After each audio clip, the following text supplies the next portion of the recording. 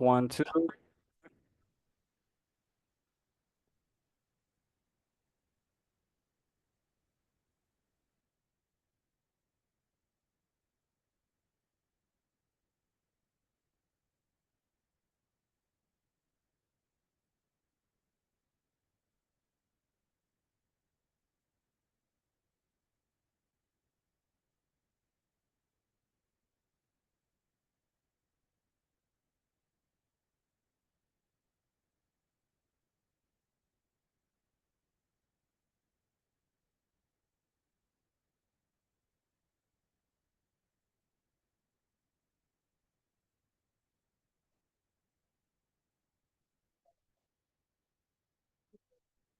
Good afternoon to everyone online.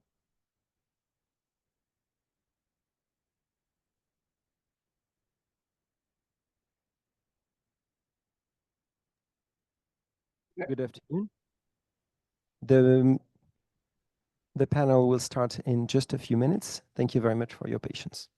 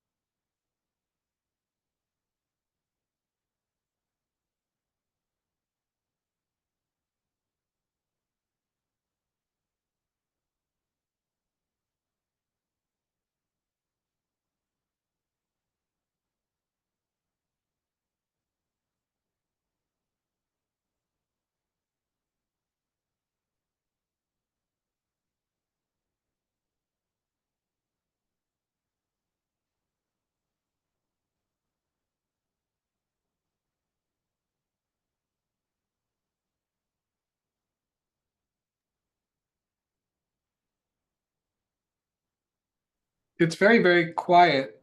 Can you hear me? Hey, Richard, yes, I can hear you. They muted the in-room participation right now. Oh, okay, got it. All right, thank you. Richard, I can hear you too. Great, okay, and I can hear you. I'm gonna go back to mute until we get started. Me too.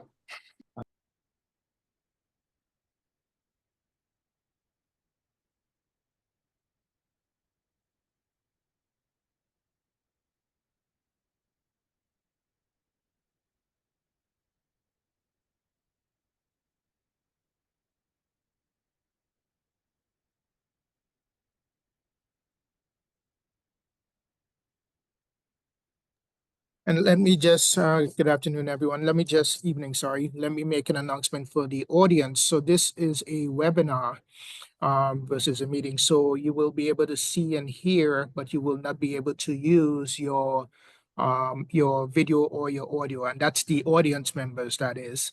So if you have any questions, audience members, you can place them in the Q&A at the bottom of your screens, but you will not be able to use your audio or your video.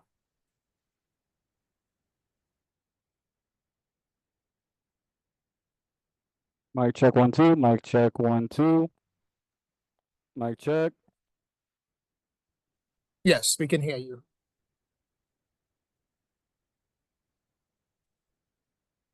Mic check, 1, 2. Testing, testing. Mic check. Testing, 1, 2, 3. Testing, testing.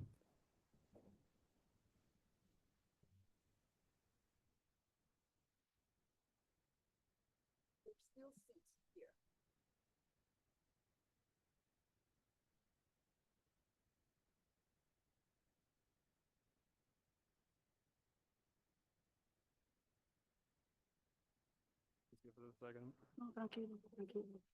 We're good? Okay.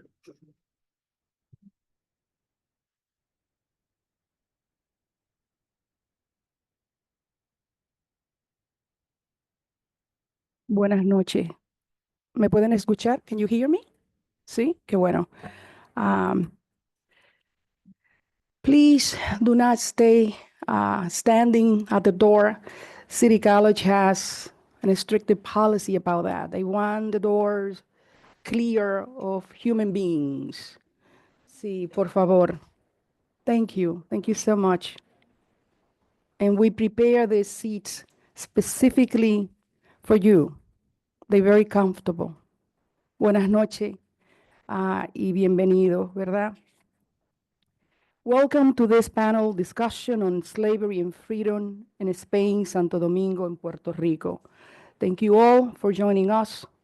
Tonight we will hear from several authors who have contributed to the volume Transatlantic Bondage, Slavery and Freedom in Spain, Santo Domingo, and Puerto Rico, edited by Dr. Lisette Acosta Corniel and published earlier this year by SUNY Press in the Afro Latinx Future Series. I am particularly pleased to welcome you all tonight because for over a decade now, CUNY DSI has been at the forefront of the scholarship on 15th and 16th century La Española and the history of the earliest rebellion of black African slave people in the Americas.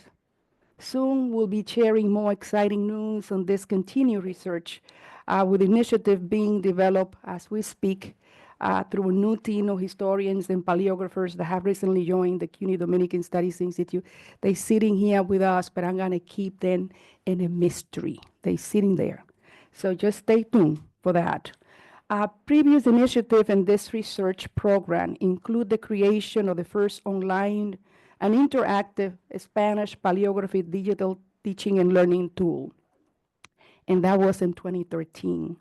And the launch of the academic and educational digital platform, First Blacks in the Americas, the only, I have to say, bilingual English-Spanish website featuring the story of the earliest Black African population of the Americas through archival manuscripts and that was done in 2016. And I already said about the news that are coming there. The volume, Transatlantic Bondage, stems from this research.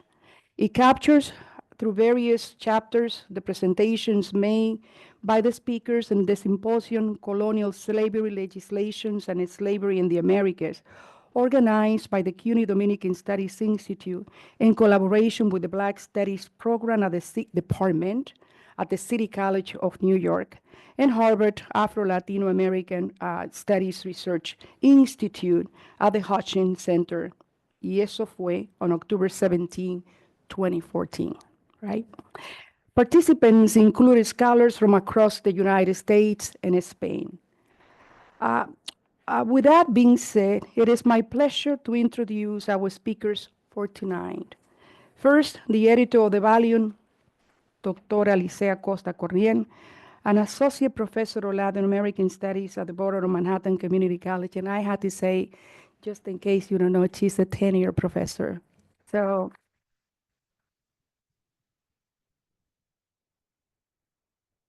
10-year associate professor.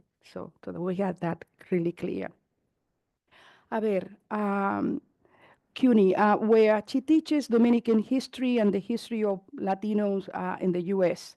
Her recent research, focuses on gender-based violence since the colonial period and freed and enslaved Black women in Santo Domingo during the 16th through the 18th centuries. I am also grateful to Dr. Ana Lucia Araujo for accepting our invitation and for visiting us from Washington, D.C. For this occasion. Dr. Araujo is a professor in the Department of History at Howard University.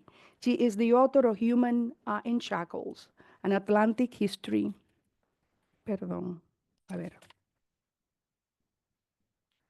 Slavery and the Gift también, ¿no? And the gift, how objects and prestige shape the Atlantic slave trade and colonialism. She will be our moderator for tonight.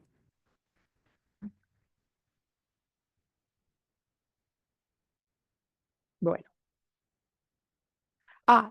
I have to say, she was also part of that 10 years ago, part of that wonderful conference we have. Thank you, Doctora. Thank you.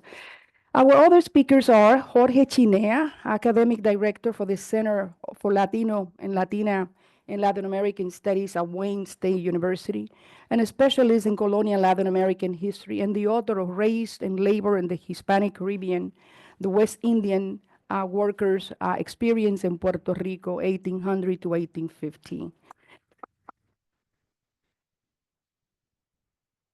The brother, it's online. I think you will see him when he comes up. Y claro, Dr. Jacqueline Jimenez Polanco, who is also a tenure professor, associate professor of sociology at the Bronx Community College, CUNY.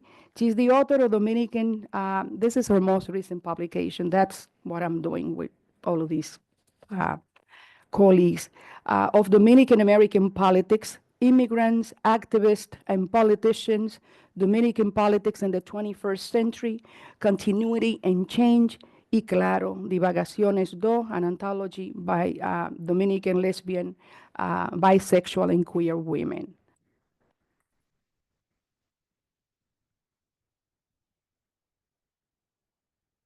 And of course, Dr. Richard Torres, quien también está en línea, he's online. He's an associate professor of African Studies, History, and Latin American Studies at the College of William and Mary. He is the author of Freedom, Roots, Histories from the Caribbean, written with Lauren Dubois, and Foundations of Despotism, Peasants, the Trujillo Regime, and Modernity to Dominican History. In Dominican history. Last but not least, right? Anthony Stephen Acevedo, welcome home. Yeah.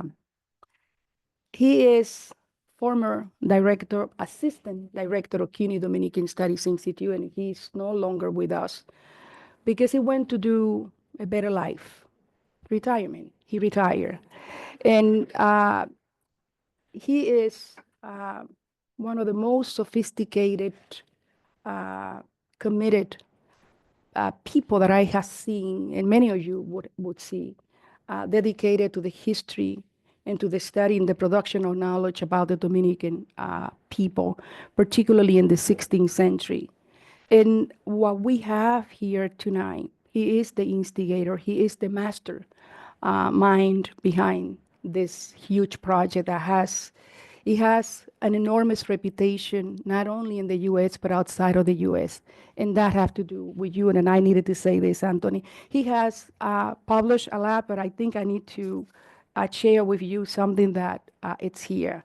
Vamos a ver. His most recent publication is called the Santo Domingo Slave Revolt of 1521 and the Slave Laws of 1522, Black Slavery and Black Resistance in the Early Colonial Americas. Bienvenido a casa, Anthony, de nuevo. Gracias. So, before I turn this to Dr. Araujo, I would like to also welcome everyone who is joining us virtually. I counted before. And Dr. Lawson, what do we have now? Okay. It was close to 100. What do we have now? Yeah. Oh, thank you. We have 121 people sharing with us this wonderful event. It's important for you to know, Doctora Corniel. So multiply this audience that we have here, very good looking, by the way, with those that are outside. If you are following us on Zoom and would like to ask a question to our panelists, please use the question and answer function on Zoom. And to everyone here in the room, please keep your questions for our Q&A section that will take place after all our presenters have had a chance to discuss their work. Y yo Now I leave this wonderful feast in the hands of the moderator and also Ana Araujo, and then in the hands of the Associate Director, Dr. Lawson, Pierre Lawson, who's in the back, who will close, and I must give credit to him who organized this wonderful event tonight. Buenas noches.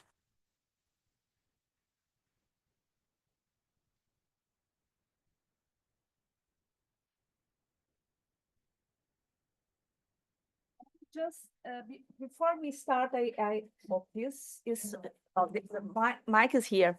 Then I just want to say thank you so much to all of you who came here today. Then, as you know, this is a panel that we are going to have 6 speakers. Some of them are online, and others will be here. And this is based on this wonderful book that Lisette did great work editing this book on based on a conference that took place here 10 years ago. And I just want to say some words about the importance of this kind of work before we start with the presentations. Because as a historian, I think that it's important to emphasize here that this book emerges perhaps in a moment that more than ever, the topic that you are addressing in this book is very important. Important in the light of the anniversary of the independence of the United States that is coming soon. Also important in the light of the last elections that took place then a few weeks ago. And also important because over the past years, there was a lot of emphasis on the year 1619. And as you know, many students and even graduate students, sometimes even faculty members, they are still repeating this idea that the history of slavery in the Americas to some extent, because the Americas, the United States and the Americas become some sort of synonym, that this started in 1619.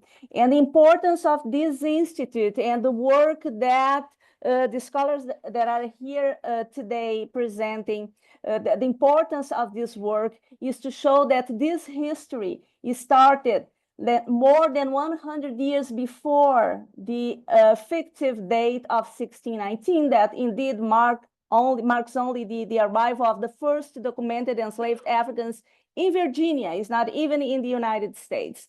Then I think that is very important that we recognize that, because despite all this work that has been done here in this institute, and now is more than 10 years, this work still needs more recognition.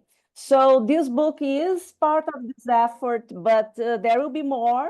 And what the authors will be presenting us today here, I think that you just re-emphasize the importance of the work that has been done here by all the scholars involved in this project, and also what needs to be done, and the need of having more students joining and more scholars joining this initiative in order to continue the work that has been done here.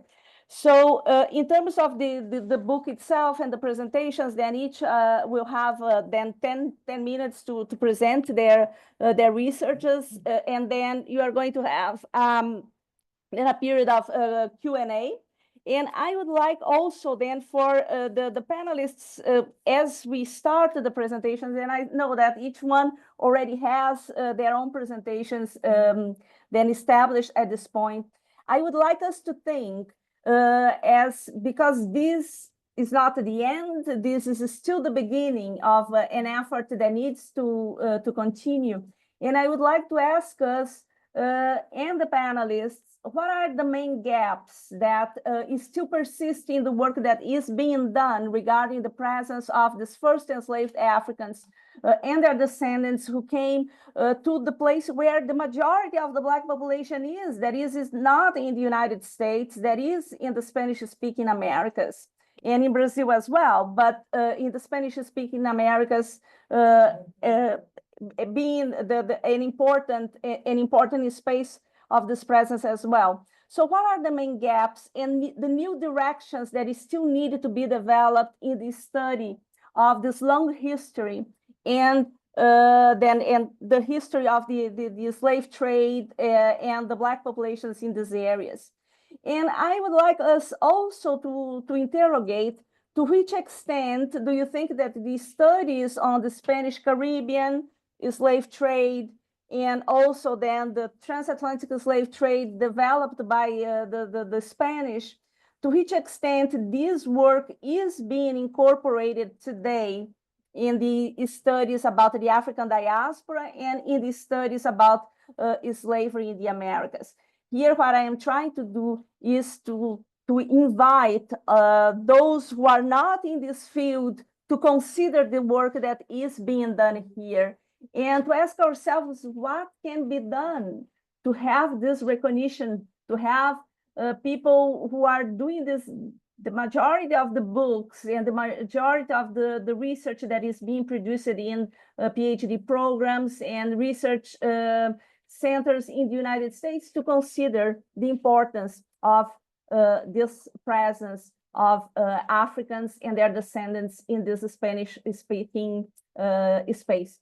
So I invite now, then we have first Lisette, and then we are going to have, I will be calling the next ones, but we are going to follow the order that is in the program, and then you are going to start with the Q&A.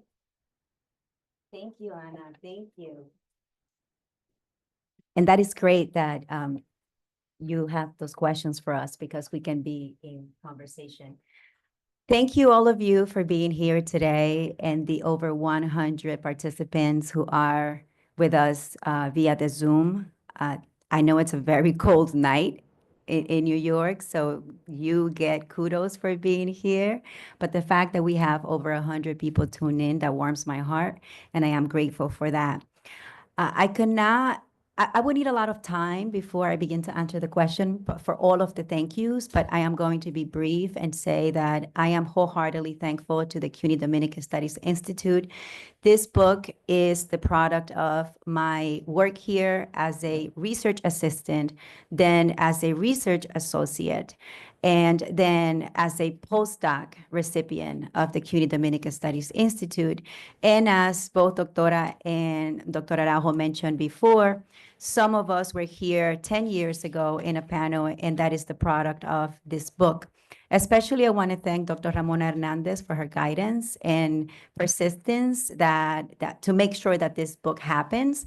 That idea, when we met 10 years ago, Ana was like, this needs to be a book. And we were like, really? And that's how we started. And Doctora, she pressed and she pressed. And thank you to her because we have SUNY Press who embraced the book. And its series director for the Afro-Latinx Future Series, Dr. Vanessa K. Valdez, and the acquisitions editor, Rebecca Corsworthy, who also welcomed the book. And I would be remiss if I don't thank Professora Ponte. I know she's shy. She is hiding somewhere. But seriously, this book would not have happened without her. And I also want to thank the contributors for trusting me, for being patient, because, again, this book is 10 years old. This is not the launch of the book. That is when it started. And when I speak about transatlantic bondage, I have to say this. I call it my book with the permission of the contributors. I call it my book for many reasons, but I'm only going to share one. At the beginning of the book, in the process, one of the contributors withdrew, and then, you panic because you're like, okay, I need to find somebody else. Then another contributor got ill, and eventually 3 contributors passed away. So now you can understand the pressure and the responsibility of continuing the project and working in this project with people who just kept pushing and saying, yes, this can be done and it will be done. And I thank those people for that. In that process, those people who passed away, and the book is dedicated to them, is the great Gwendolyn Mitlow Hall. Gwendolyn called me from the hospital before she died.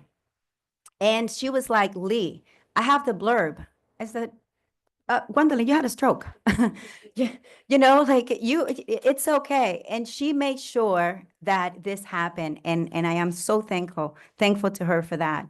Joseph Thorsey also pushed and met with me several times so that we can discuss the introduction. And finally, David Stark, whose chapter here is on Puerto Rico. You have to read it. It's about baptisms. You know that we people in the Caribbean and Latin America are big about madrinas and padrinos. That is what the chapter is about. And he wrote to me and he said, Lee, I think this is going to be my last work and I'm going to make sure it gets done. And every time I would get his notes like that, that would just break my heart. And I am so thankful for that. So the book is dedicated to them. Finally, we have interpreters here. So if you want and need interpreters, raise your hand and we will bring them to you. And the reason why we are doing that is because my family is here. Especially my mom. It is important to me that she understands the work that she helped create.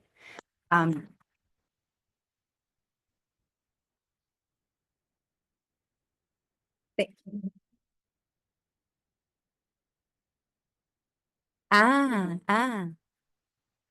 hay intérpretes.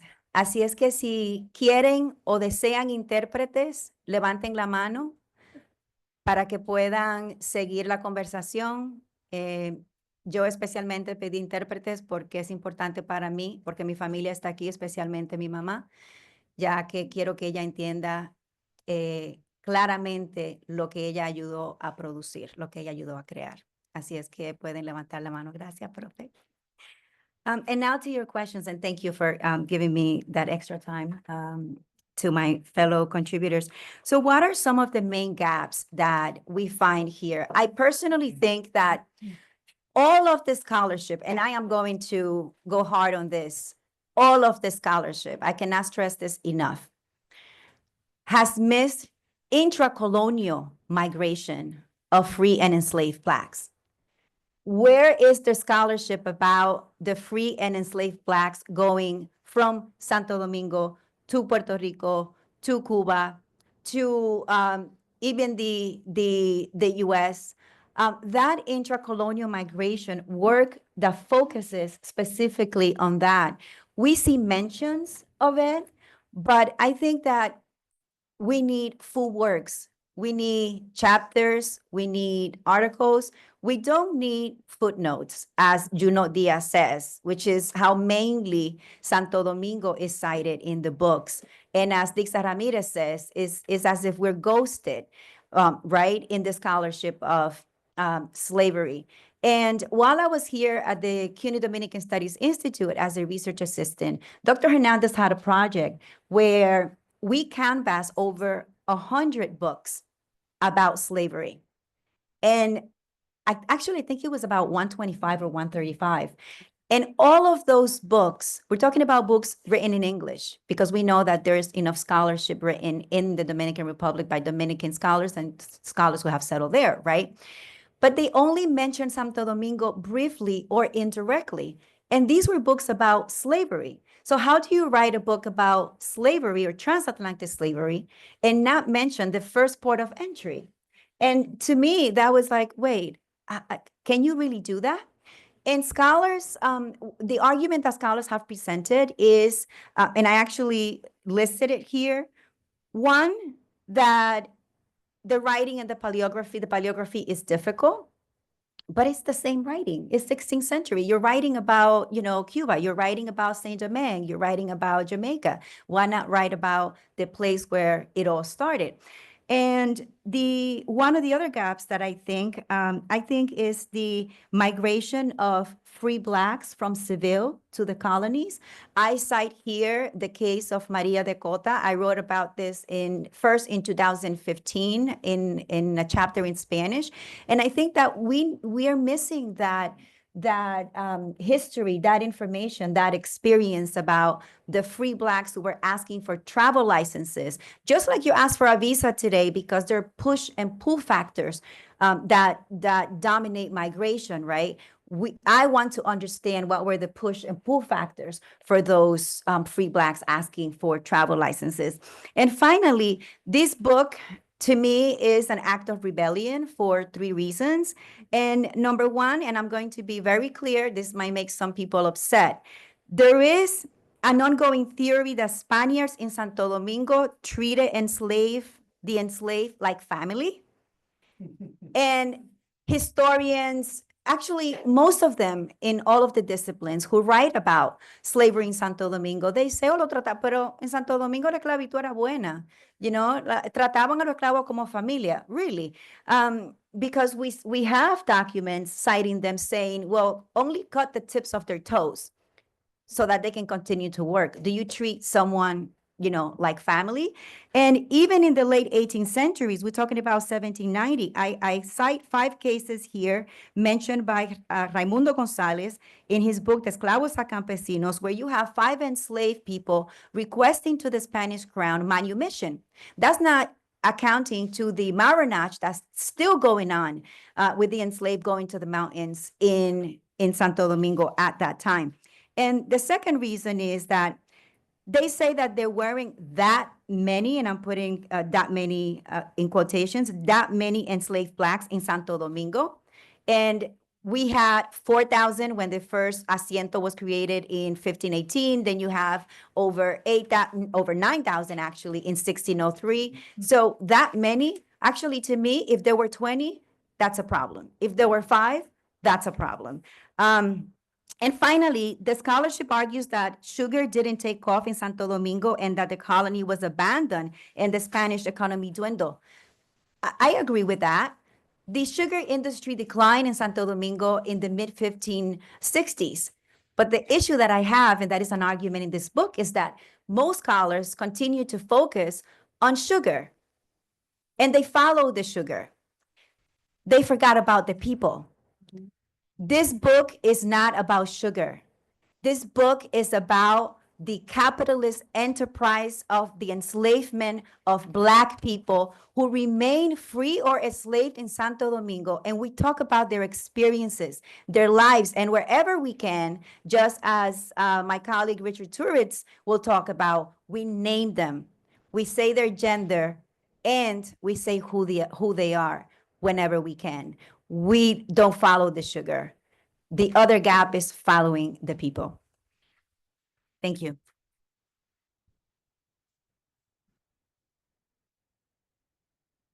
Thank you so much, Dr. Corniel. And now we have our colleague, Dr. Richard Turitz, and he is speaking on Zoom.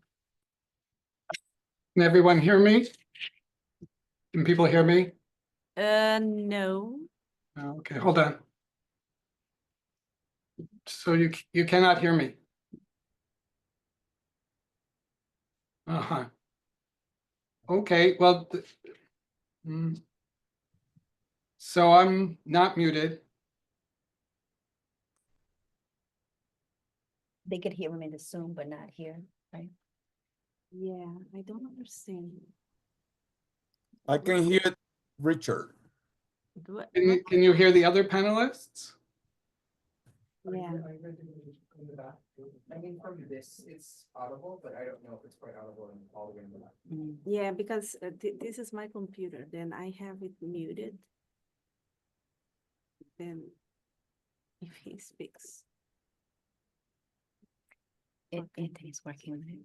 Okay.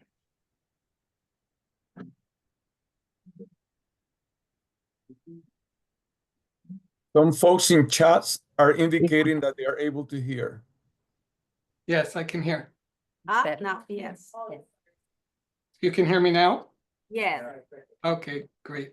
All right, so first, I'm very grateful to Lisette for having invited me to be part of Transatlantic Bondage. I'm very grateful to her, Ramona, and the Dominican Studies Institute for the panel today, and for the panel which I was on as well in 2014.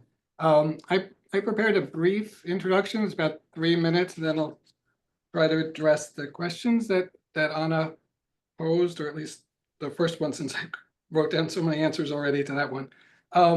Anyway, so I thought it might be helpful for me to explain in brief the story that is at the center of my contribution to Transatlantic Bondage, and also how it fits into my new book as a way of introduction for the conference. That story, which draws from perhaps the first richly documented manumission case in the Americas, begins in the 1520s and covers a harrowing, decade-long legal battle that crossed the Atlantic Ocean. The key actor in the story was Rodrigo Lopez, a man born into slavery but freed in his owner's will, who was subsequently kidnapped, illegally re-enslaved, and sold at least 5 times as he was taken from Cape Verde to Cubagua, an island off the coast of Venezuela, and finally to Santo Domingo. Lopez protested his enslavement, including in court at every opportunity, for which he faced violent retribution from his enslavers. Lopez nonetheless persisted for many years and was finally successful and freed after he brought his case to the Audiencia in Santo Domingo. Here he won on appeal thanks to astonishingly difficult but ultimately fruitful actions by his sister. Really, that could be the basis of a great movie, I think. His sister is an equally key actor in this story. She had also been freed in their owner's will and was still in Cape Verde. On discovering that her brother had been kidnapped and sold in Cubagua, she went and obtained his manumission deed from a Portuguese judge. And she somehow found a sailor ready and willing to take it to the Americas. After landing in Cubagua, where Lopez had last been sighted, that sailor managed somehow to track Lopez down in Santo Domingo and eventually delivered the manumission deed to him there. And it arrived in dramatic fashion just in time as Lopez was about to lose his case otherwise for a second time. Lopez's life and struggle for freedom provide a window onto early Atlantic slavery and the first major plantation economy and slave society in the Americas. That history is the subject of my new monograph coming out next year. And Santo Domingo's plantation society lasted a full hellish century. So this is part of the misunderstandings. It did not end in the mid-16th century or in the 1580s. But it ended more around 1620. It was moved from sugar to ginger, but sugar still remained substantial even in the early 17th century. But it fell, and the plantation society ultimately fell after resistance by the enslaved. I helped to make sugar and ginger uncompetitive with Brazilian and other new producers, leading to the plantation economy's demise. Although Lopez's experience highlights the role of legal manumission in enslaved resistance, what is perhaps unique about Santo Domingo is how an extraordinary amount of escape, thanks to an extraordinarily maroon-friendly geography and ecology, transformed America's first plantation society from one constituted by a majority enslaved population in 1610 to one just 60 years later, recognized by officials and the church as being composed mostly of a free African-descended population, 150 years before slavery was abolished. How this history then defines Santo Domingo through independence is the story covered by the book as well. Some of the gaps that exist and which I try to address to some extent, I think the vast literature. First, we know that there are transitions, but people haven't looked closely at the transitions. The first transition we know happened, and somehow it's explained away by Columbus and the Americas, but slavery was multiracial in the 15th century. In Spain, it was almost all white until 1420s. In Spain, where you have 10% in many cities of the population enslaved, but it was multiracial and multi-ethnic and diverse. Freedom was isolated to one group rather than slavery isolated to one group. And yet in Santo Domingo by 1550, it's isolated to people of African descent. There was large indigenous enslavement, people coming imported from elsewhere in the Caribbean and throughout South America and Mexico. Tens of thousands of people indigenous to the Americas were imported into Santo Domingo. In Santo Domingo, at least, and this isn't consistent across Spanish America, but in Santo Domingo, that comes to an end in the late 1540s. Unless the enslavers could prove legitimate enslavement of people indigenous to the Americas, they were freed, although many were illegally kidnapped and taken elsewhere. So that transition is not very well understood from multiracial to racial slavery. Another transition that's not understood that I tried to confront and elaborate is exactly how, as I said, the population moved from being a majority enslaved population, and even more than what Lisette's saying. I mean, there were, by 1520s, there were 20,000 people who were enslaved and about 5,000 Spaniards.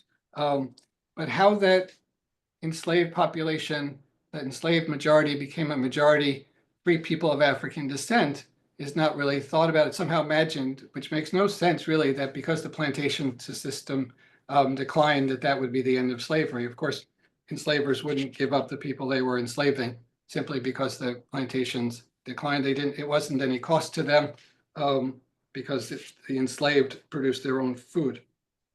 So there's sort of confusion about this. I mean, how does, this is part of the Tannenbaum myth and myths in Santo Domingo, maybe of the oxymoron of some sort of non-terroristic, non-horrific slavery, which is a contradiction in terms, that this came about through manumission, and that there's more manumission in Spanish America, which may be the case, but it's not, anything large.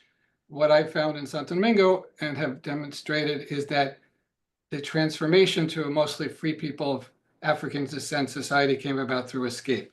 And I suspect that's true in other places where free people of African descent became the plurality in Spanish America, in Caribbean Colombia, in Oriente, in Cuba, in areas like that. Another gap, I think, is the transition from color to race. The ideas of the definition of whiteness and blackness was the same in the 13th century, but it wasn't a collective identity. So I show how collective white identity came about in the late 1500s, and it came about through the shared experiences, of freedom, which white people hadn't had before. As I said, white people were divided by across the slave-free divide. So now, for the first time, white people are all free in the Americas. And it comes about through the shared history of horror, whipping, terrorizing, sharing in that, that terrorist possession of other human beings, owning other human beings and treating them as such. So I think those are the main things. Another persistent idea, I think the final one I'll mention is that I remember at a conference a long time ago, one of my close colleagues, when I was talking about Santo Domingo, said in the audience, she said, but it's Santo Domingo is not Barbados, the way I was constructing the demography of Santo Domingo. Well, in fact, it is pretty close to Barbados. 75, 80% from the beginning were of African descent. And by, I don't know, 1900, 90% are of African descent. So, this is a Black society by one of the definitions of Black, which is always around anyone of African descent. Another definition of Black is people who are, darker skinned people of African descent versus lighter skinned, but both of those meanings of Black are throughout the Americas. So I probably used up my 10 minutes, and but those are the gaps that I see that my work has tried to address, and I see much more to be done to address those more.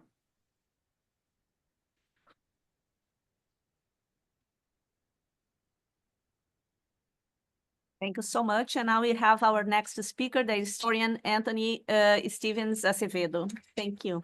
All right. Thank you, Professor Araujo. Let's see. I feel like saying so many things that I don't have the time to, and also turn in terms of speaking as a researcher, as a teacher, school teacher, as a historian, or as a citizen, a community resident, which is a background that I bring just because of the way my life has taken place in New York. Since 1983, when I arrived as an adult, after being born here in 1956, spending my childhood in the Dominican Republic, and then coming back to the city as an adult. First of all, and quickly, and again, Professor, pardon if I divert a little bit from the questions. I think we said we would have some space for both.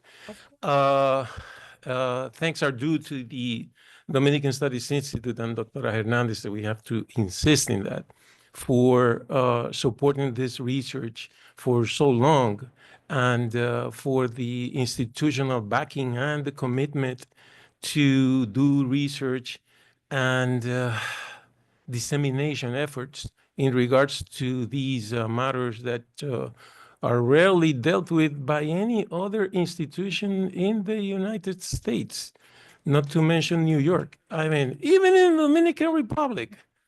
So it's merit that has a standard not only within the Dominican population in the United States, but wherever Dominicans reside, including the country of origin. Okay, so that I think that's important to mention, because there's this political social side to the research and the knowledge that usually is not that much discussed, but you know, the research that Lisette has put together in this book is a result of a historical and political process, not only an intellectual scholarly process, right? The university lives as part and is part of a society. And in that regard comes my plug for a second comment, saying that, you know, I'm happy for the book to come out in terms of all I think it's going to bring forth in terms of raising the attention to the early Dominican history case within Latin American studies and Latin America, part of which Richard Turritz, who is, from what I'm seeing, from what I read from him, and from what I'm listening to him say, is continuing to make a great contribution to question a number of things and fill a number of gaps that still exist, among other things, because the relatively little attention that the scholarly and academic world has given to Dominican topics, not to mention the early history of the Dominican Republic as the place where this historical tsunami of colonization and mixing of peoples took place first in the Americas. So I'm happy for what the book is contributing in that regard, that students in colleges and hopefully in public schools someday will learn from this book. At the same time, and here comes the political plug, that I have to say that it's like a mixed feeling kind of a thing, because I'm one of those that is still yearning for either CUNY or SUNY and the people responsible for both institutions to finally and once and for all establish programs, academic programs in teaching Dominican studies. That is to say, we have the institute, but I dream about the day when the knowledge produced by this research can also be taught regularly in a package of courses that every single student in CUNY and SUNY has access to, given on a regular basis. But for that, we need the political commitment and the public funding from those that are responsible for our politics and our government. That's my activist side talking about this process, where I am also very deeply involved as an individual, because there's no day in my life where this issue of 16th century Dominican history is not in my mind. I'm a maniac of this thing. Okay, so I'm very happy for what the book is contributing in that regard. More particularly, I'm excited and happy about the fact that the book contributes to raise awareness and bring forth what already some of my colleagues have been referring to, which is not only the historical reality, but the impact, the human and social impact that slavery had in a people like Dominicans. Obviously, not only Dominicans, every Caribbean, every Latin American people has experienced the enslavement or slavery process in one way or another. But I'm happy that we are making this, even when partial, contribution to show that slavery was a reality in the past of the Dominican society, that we, all Dominicans, as well as many people, all Caribbeans and many people in Latin America, we are the heirs of the history and the collective experience of our ancestors that included enslavement. Forget about for a second whether, I mean, how many of us genetically, vis-a-vis DNA, are the heirs of Africans. What I'm talking is the social human collective experience of being a slave, which I think was key in a society like Dominican society. And one of the things I wish we had, if there were more institutional support for this research here and in the Dominican Republic, is whether we could learn more about how the legacy of that enslavement experience might still be today as we speak right here on December 4th of 2024, having an impact in the social dynamics and the social realities of a society like, obviously not the only one, like the Dominican Republic, in terms of, for instance, to what extent being of a darker skin in a society like the Dominican Republic might still have an impact on what your chances to access to quality of life in a society like the Dominican Republic are. All this is connected. This past does not determine, but influences a lot our present. And that's what drives my interest. And that's what nurtures my hope in terms of what this research can produce. As to gaps or things that need to be done, for instance, and I think the answer partially has been responded to, and there's a number of factors. I think those of us that are involved or engaged in the research, this is my personal opinion, I think we should constantly try to find new ways of disseminating the knowledge and the research we produce in terms of helping the general public, not just our research colleagues within the realm of the institutions we work, the rest of the population, the rest of the citizenry, okay, have access maybe in a more simple language to the knowledge about our ancestors that we are producing through our research. And going back to the politics, obviously, I am absolutely persuaded also that we need to, actually, I don't know how, because I myself have tried a number of ways that have been so far very fruitless, right?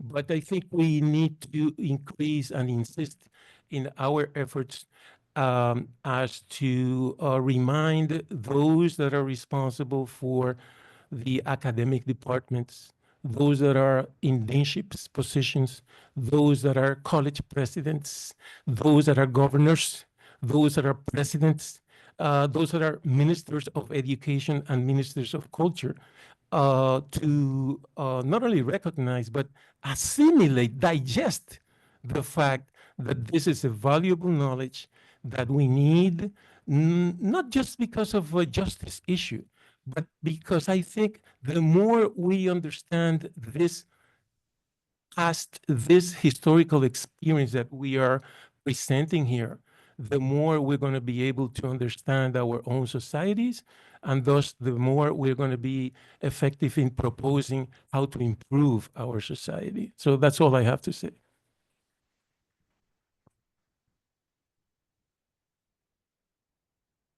Thank you so much. And you have more time to discuss these issues also during the Q&A.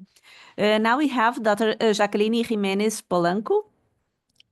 Thank you so much for having me here and for inviting me to participate in this great book. It has been a great experience. I'm going to present some notes from my chapter, Transgressing Social, Gender, and Sexual Norms in Colonial Santo Domingo. Historical documents of the colonial era show the rigid rules of the Spanish government and Dominican women bypassing the norms or breaking the public regulations as a form of resistance against the rigid and oppressive patriarchal institutions. My chapter explores the transgressing journeys of 4 urban women from Santo Domingo: María de las Nieves, Isabel Lorenzo, María Magdalena, and Andrea Diaz. These women were considered deviant for being single, mother of illegitimate children, for nurturing passionate sexual relationships, and for living in women-only households. Therefore, they did not comply with the strict marital monogamous, modest, and secluded sexual and social status imposed on women by the confessional Catholic state of the Spanish Empire. Popularly known as golfas, rubisas, or mujeres de amor, women of love, for being single and self-reliance, these women live a passionate sexuality that went beyond the institutional and social requirements that impose heterosexual marriage as the only legitimate form of social and family relationships. 3 of them, María de las Nieves, María Magdalena, and Andrea Diaz, were mulattoes born in La Española, and the 4th, Isabel Lorenzo, was born in the Canary Islands. They were all poor and had little or no valuable properties. Following the laws of Las Siete Partidas of Alfonso X in Castile, these women were severely punished for their sexual and social misconduct, including being expelled from their hometown. The control of people's intimacy and sexuality in colonial Santo Domingo was very profound. The governor, who was also the captain general and president of the colony, spent long nights walking in the dark through the paved, dirty streets of the city, followed by notaries and bailiffs, to respond to complaints about communications and awkward and illicit treatments, comunicaciones y tratos torpes e ilícitos.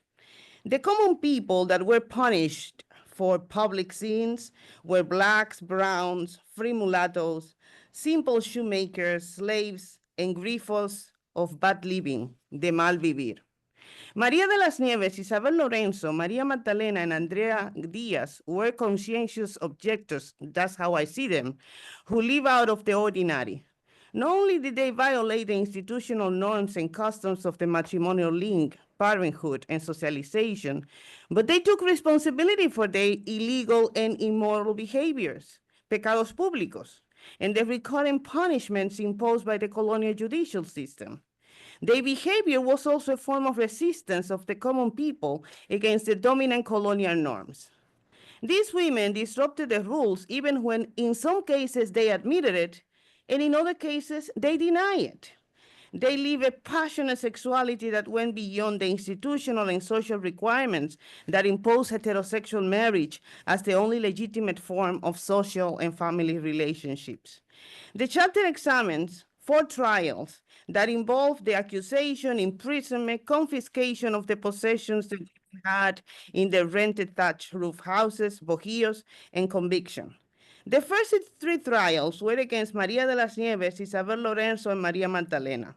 María de las Nieves was accused of being sexually involved with the canoe builder, Sebastián, who promised he would marry her, although he was already married to another woman in Spain. She was also accused of having illegitimate children, which was considered scandalizing, although she didn't have them with Sebastián. She was found guilty of relapsing in the same crime, and after a 3-year imprisonment, she was pardoned as she wrote a letter to the judge in which she said she was suffering from starvation in jail and was not being able to take care of their children. In the trial, she denied having an illicit friendship with Sebastián el Canoero, although she admitted she cooked for him and washed his clothes to sustain herself and her children as the extremely poor woman she was, pobre de solemnidad. Isabel Lorenzo was accused of leading a scandalous life as she was a single woman who publicly received different men in her house and for causing disputes with another neighbor. She denied the accusation and said that she had 3 children and spent most of the day washing clothes in a toy in a tray to avoid doing illicit things, estando lo más del día lavando en una batea por no hacer cosa ilícita. Maria Magdalena was single and had no children. She was accused of having caused a scandal in the vicinity for living as a prostitute. She denied the accusation because, although as a girl she had fallen into some feebleness, she had left all that because of the storm. Following the advice of her father, who had arranged for her to marry a black slave from Asua. She was also accused of quarreling with Maria de las Nieves and Isabel Lorenzo. In his verdict, the judge ordered Maria de las Nieves be remitted to the Ville of Guava, where the female shortage had allowed other women like her to find men who married them. He also ordered Isabel Lorenzo to move away from Maria Magdalena's Bojillo and from that neighborhood, as it was considered inauspicious that she lived with Maria Magdalena, whose father was notified to pick her up and arrange her marriage with a black man, un moreno from the Ville of Asua. The trial against Andrea Diaz was based on the accusation of being living as a prostitute and dando la nota, scandalizing the vicinity with the frequent visit of a friar, un fraile lego. She was single and had 2 children. She denied having an illicit friendship with the friar, but was also declared guilty, and the judge ordered her to move from the neighborhood and to live honestly. In the colonial era, the family, heterosexual family, was perceived as a main social place where the behavioral norms were established. It constituted a social basis for the preservation of customs, order, and certain traditions that were considered as normal behavior. This may explain why, during the trial, nothing was said about the possibility of Maria de las Nieves, Isabel Lorenzo, and Maria Magdalena being involved in a non-natural woman-to-woman or lesbian relationship. Not even in the case of Isabel Lorenzo and Maria Magdalena, who live in the same Bojillo, and who, based on their own confession, admitted to having a good friendship. In all 4 cases, these women transgressed the social, gender, and sexual norms in colonial Santo Domingo. And ultimately, their nonconformist behavior, as well as that of other women, planted the seed for today's women of color continue to circumvent or transgress the unequal social, gender, and sexual rules of patriarchal societies.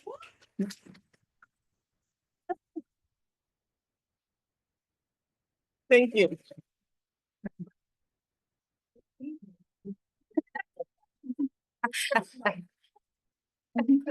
Thank you so much, and you have time to come back to the issue of women as well. And now our next speaker, Dr. Jorge Chinea, and he is going to speak on Zoom.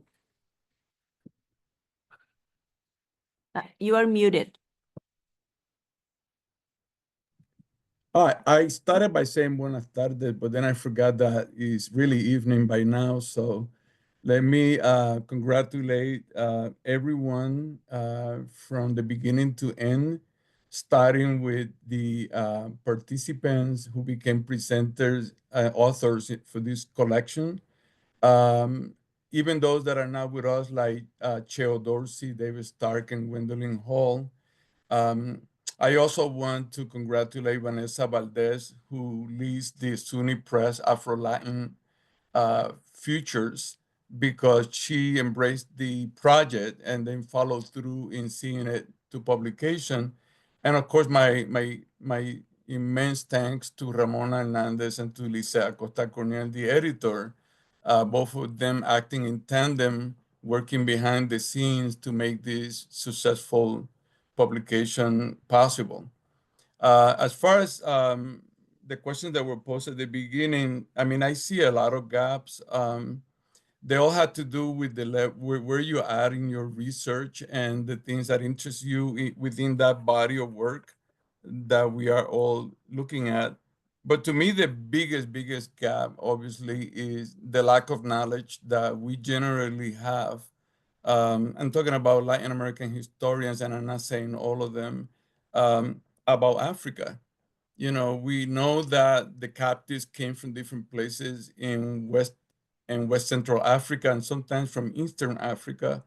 Um, but we don't know, and some of the islands of the shores of Africa, like Fernando Po and so on, but we don't know a whole lot about the people that were stuffed into those slave ships and taken across the Atlantic coercively to work here as enslaved people.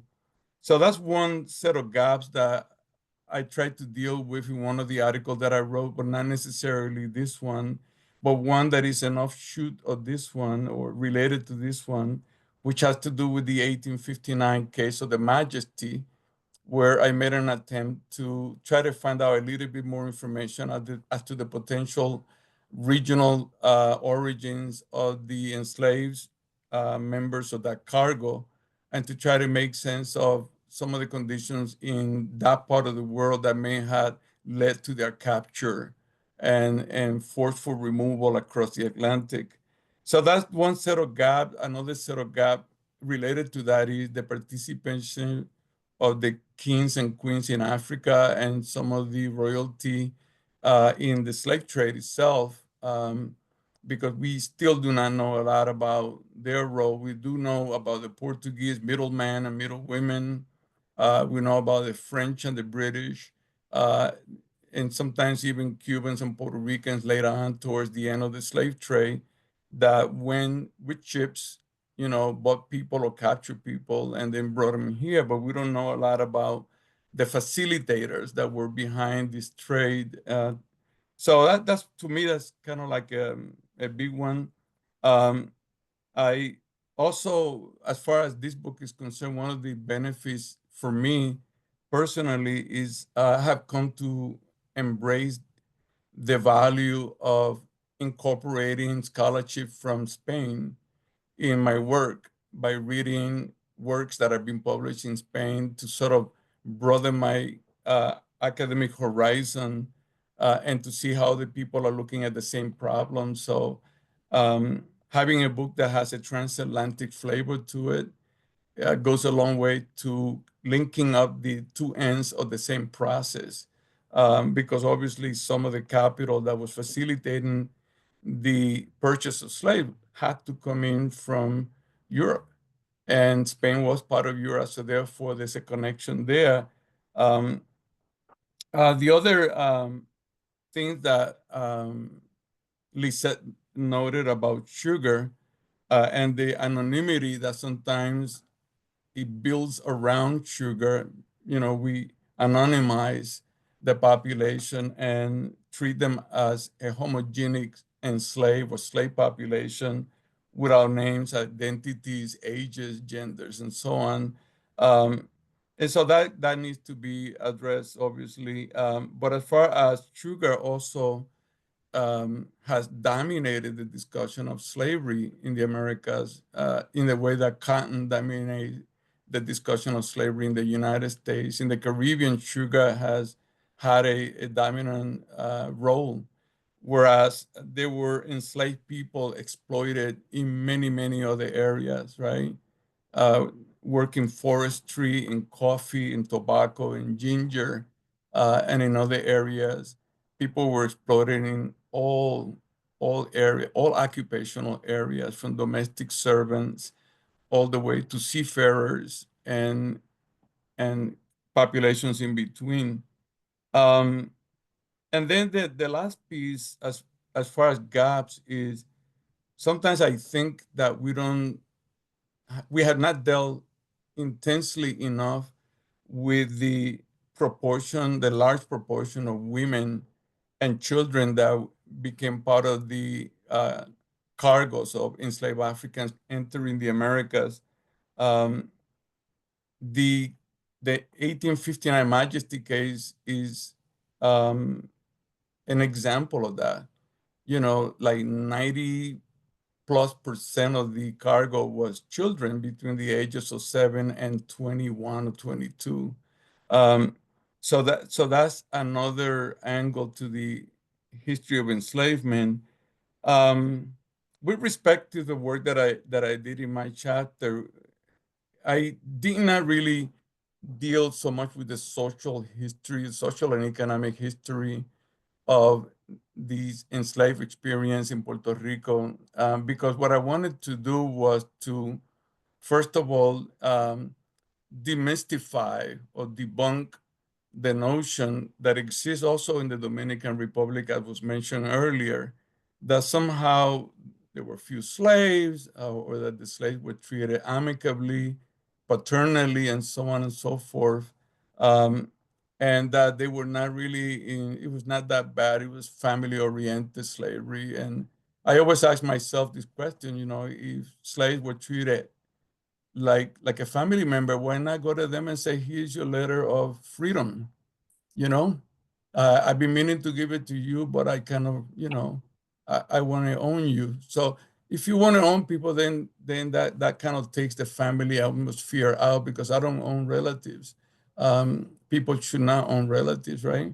But anyway, so what I tried to do was to establish that slavery did play a significant pivotal role in the development of Puerto Rico from the beginning.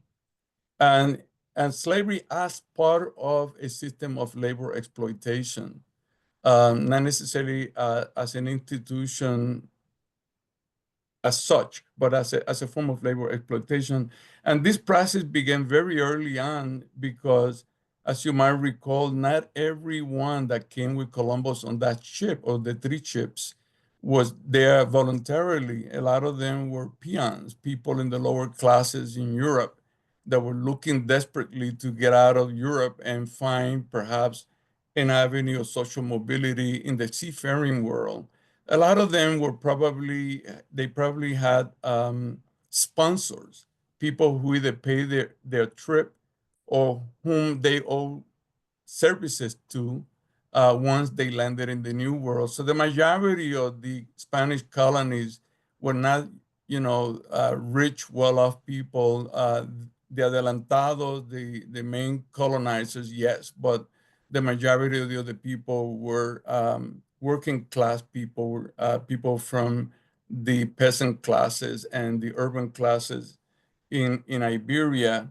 I think Luis uh, um, uh, Luis Manuel Diaz Soler, one of the early historians of Puerto Rico, who wrote a book in the 1950s about the history of slavery, he said that one of the ironies of the enslavement experience in Puerto Rico, as it is in many other parts of the Americas, is that la gente pobre, the lower classes really paved the ground for the dominant classes. They are the ones who undertook the brunt of the work, even in the ranks of the military, to subdue the native populations, and who did not gain a whole lot as a result of that. And so it's one of those ironies in history that we kind of lose track of. But what I wanted to test out in my chapter was this idea that slavery was more extensive in Puerto Rico than what the records show, because from the start, there was a tendency among the colonial officials to conceal the ways they were procuring servile workers.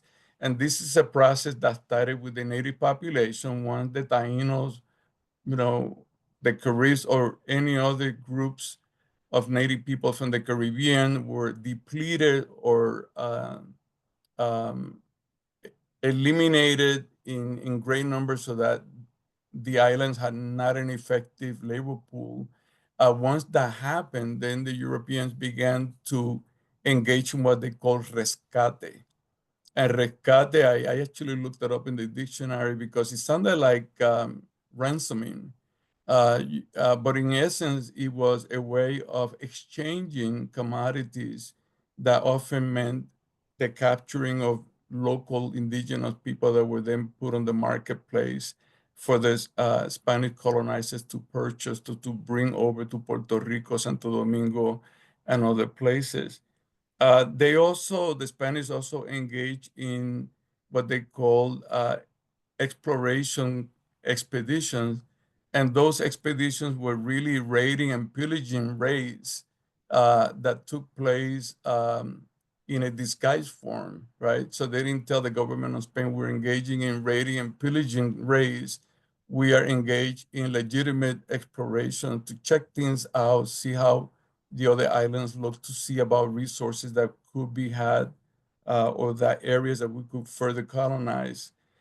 The bottom line is that as a result of the lack of labor, indigenous labor first, the pattern was set for the Europeans to begin capturing people from other islands and bringing them to Puerto Rico.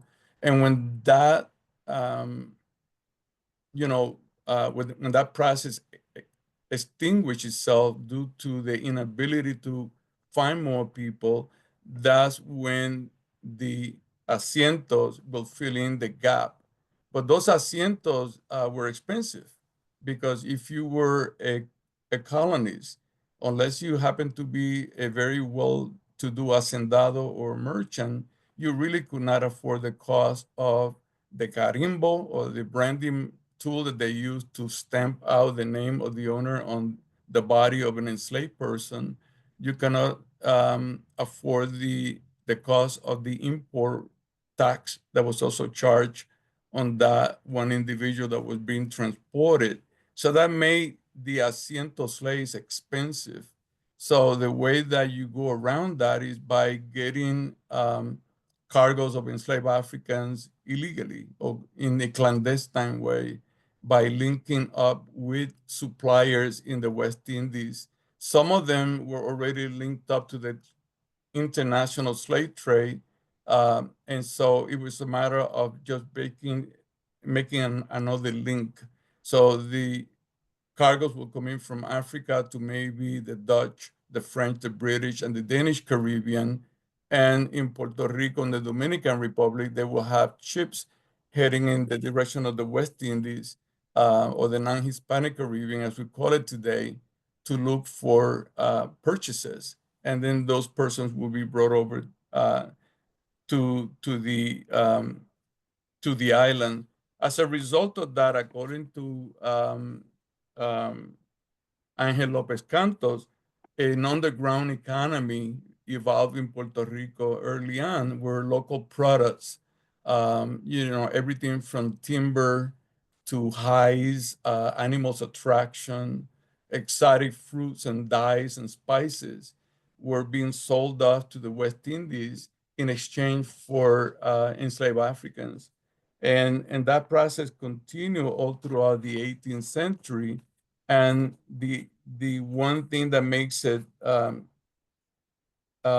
even more flagrant is that the colonial authorities were active participants of it. The governors of Puerto Rico, some of the ecclesiastical figures, some of the local military commanders, the governors, the alcaldes, practically everyone was participating in the clandestine introduction of enslaved Africans from the West Indies into Puerto Rico, to such an extent that, according to Angel Lopez Canto, an underground economy evolved. By the time 1859 came, and this is kind of how I started this whole paper, by the time 1859 came, when Arturo Morales Carrión, the historian, uh, uh, when he undertook a book back in 1974 called El auge y decadencia de la trata negrera en Puerto Rico, the rise and fall of this slave trade in Puerto Rico, he took notice of the fact that the local French and British consular agents in Puerto Rico had been staking out the eastern portion of the island for years before the 1859 ship that arrived in that year showed up, because they already knew that there had been a tradition in Puerto Rico of engaging in this form of intercolonial trade. So that's what I was trying to do in that chapter, where I deal with the so-called marginal status of Puerto Rico, which is really not that marginal. If you're engaging in productive economic activity, it couldn't have been that marginal. It was marginal only to the Spanish coffers, that is to the royal treasury, because they were not getting anything out of it. But as far as the local population, the governors, the ecclesiastics, the military commanders, they were engaged in very much economically viable activities, and that made it possible for them to keep themselves afloat all throughout. And this final portion of this chapter, I end up talking about the cédula de gracias. This is a concession that was granted by the Spanish government of Puerto Rico under Ferdinand VII to ingratiate locals in Puerto Rico for not joining the independence movement of Spanish America. So by remaining loyal to the imperial administration, the government of Spain decided to compensate the islanders by giving them access to slave labor from the West Indies legally. So now what you have is an institutional instrument by which you can deliver enslaved Africans from Africa, transship from the west and west central portions of Africa to the Dutch, French, Danish, and British Caribbean to be resold to Puerto Rico through an inter-island system of trade. I actually calculated the numbers of enslaved Africans that came in, but I didn't have to work hard for that because the government admitted it in a document in which they said that between 1815 and 1845, no less than 70,000 enslaved Africans entered Puerto Rico through the Cédula de Gracias. But that's not the only way, because when the Cédula de Gracias became obsolete, because it was only good for 15 years, 1815 to 1830. When it became obsolete, the government started granting licencias especiales, special licenses that allow local landowners in Puerto Rico to go to the West Indies through middle people, and buy more slaves that were then shipped to the island. So yes, the official statistics on Puerto Rico is that there were not many enslaved Africans entering the island. The unofficial record showed that there were plenty of people being taken to Puerto Rico from Africa. The next stage of this research is going to be a more personal look at the individuals that were affected by this. And so if you don't mind, I'm going to just show you these CDs, if you can see them there. This is about 90% of the records found in the Archivo General de Puerto Rico under the section Esclavos. Esclavos y Libertos. That's what the title is called on the records. I had them here thanks to a colleague of mine who photocopied them and then gave me this. So I'm actually working through those documents and identifying the names of the individuals, the ages, the gender, the occupation, and the circumstances surrounding their own enslavement on the island as recorded in this documentation. So that's what I've been working on. That will be my next project. So I want to thank the planners for the conference, and I look forward to the other presenters.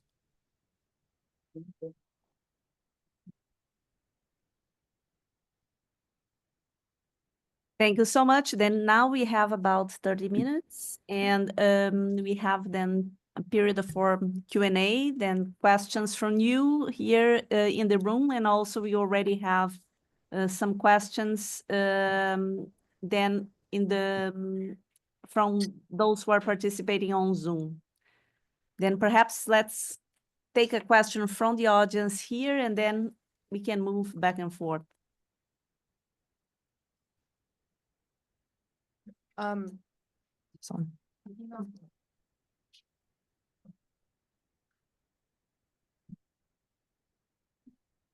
I apologize if you're hearing children screaming in the background. I got my grandchildren just walked in. Sorry. Don't need to apologize for that. Lucky you. Speaking of gaps in academia and knowledge that's been produced about the transatlantic slave trade, what are gaps in the ways in which we acknowledge what knowledge and history is? What are the records that you're looking at? Are we perhaps overlooking other non-textual, non-biographical sources of knowledge, such as like music, and other things of that sort? I think I can answer a little bit of that. Actually, on page 149 of the book, I addresses exactly that. But before I move on, I had said to Mami, pásame un libro grandísimo que hay ahí azul en mi cartera. This is Ana Lucia's book. This is her new book. She has another one that Doctora Hernandez mentioned, The Gift. And this is Humans in Shackle, an early history of Atlantic slavery. And an early Atlantic history of slavery. And I am showing it because Professor Chinea mentioned one of the gaps that we should fill, and that is we want to know more about the Africans in Africa. We want to know more about, and yes, there is a vast majority of information on this, but it is important that I bring this up because as an introduction to the topic, Ana takes that and she explains the participation from one kingdom to another, the participation of the Portuguese, the participation of the Iberians in general, and addresses that issue here in the book. So Professor Chinea, the book just came out. It's a great contribution. Thank you, Ana, because if we want to learn about what was going on, and yes, it is important to acknowledge, yes, there was enslavement between Africans there. But as Ana explains here, it changed with the arrival of the Europeans, how the enslavement of Black people and the human trafficking of the people continue from that point forward. So I highly recommend that you take a look at this. So thank you. And now to answer your question, what are some of the things and some of the stories that we can look at? And I think that unfortunately, when looking for free and enslaved Blacks, Afro-descendants, you find them where white people are, but only the white people are acknowledged. And Right. For example, in judicial cases, the cases for the most part would be, at least that has been my experience, the example that I have here. So people will focus, the documents, the scribes, the archive will focus on that, will focus on the enslavers and not on the enslaved people. And here I use the example of judicial cases, which, by the way, the CUNY Dominican Studies Institute has a collection of over 100,000 documents, so you don't have to go to Spain. It's expensive, okay? You can come to the Institute and look at the documents here. But here I say that among these sources are judicial documents where Black women are the protagonists, either as witnesses or complainants. As an example, this work presents 5 Black enslaved women who participated as witnesses in 1549 Hispaniola in the femicide case of Catalina de Tinoco, who I write about in my dissertation.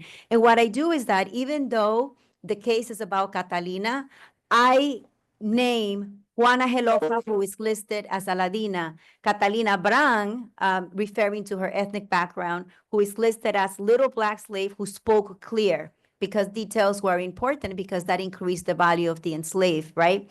Then you have Catalina Rodriguez, listed as mulata, Juana Gelofa Pelona, who is said to be 17 or 19 years old. I wrote an article about her, but she doesn't know exactly her age. And then Luisica, who is listed as a 12-year-old Ladina. So I think that if we look at archival documents, beyond the usual that we're used to, and also if we don't focus on the enslaver, but we focus on what was then the object rather than the subject, then I think that we can produce more scholarship about Black people, and especially Black women and children, as Professor Chinea mentioned. Yes. I would also encourage people, if can you hear me? Yes. Yes. I would also encourage people to go online and look at the slave trade database. Yes. That's a major source that has 36,000 slave expeditions. I'm sorry, slave trading expeditions that contains about, I don't know, millions, I guess, of entries of different cargo, trips that were made to and from Africa to the Americas. And of course, you're not going to find in all of them the names and the ages, but some of them do have biographical information. You have to remember with that database, certainly for the time period I'm looking at in Santo Domingo, most of it's not recorded because most of it's contraband. It's very limited to marginal colonies like Puerto Rico, Santo Domingo, and so on. Very we are left out of the picture by and large. Yeah, and this is even when Santo Domingo was not marginal, but was the center of the African Atlantic slave trade. But people, only recorded. Well, I have to look at all, the amount of illegal contraband slave trade was 2 or 3 times what the legal was, as Genaro Rodriguez Morel has showed well. If I may, and this is going to sound a little bit of payola to all of you, but you can, and you should actually, if you're interested in this matter, take a close look and try to squeeze, if you want, in terms of analysis, what has been so far put up in the First Blacks in the Americas website, because it gives you, I think, a good sense of what the range is of types of documents that are available. And actually, as also, as Lisette was saying, a better sense of how difficult the task is in terms of having to sort of sift through every single page of information. And there are hundreds of thousands of those, okay, though a lot has been lost, to then find the descriptions or the references and sometimes the voices of those African and Black ancestors of ours. As to the colleague that asked the question in terms of alternate sources. So on the one hand, you have that there are millions of folios or pages of documents that still need to be studied and analyzed. Sometimes the info about Black people is more scattered. Sometimes it's less scattered, but it requires that analysis. And for that, you need people trained in reading those documents and willing to spend the time required without maybe being too worried about whether afterwards they're going to be shown up at the front page of a newspaper, okay, or on a TV news program.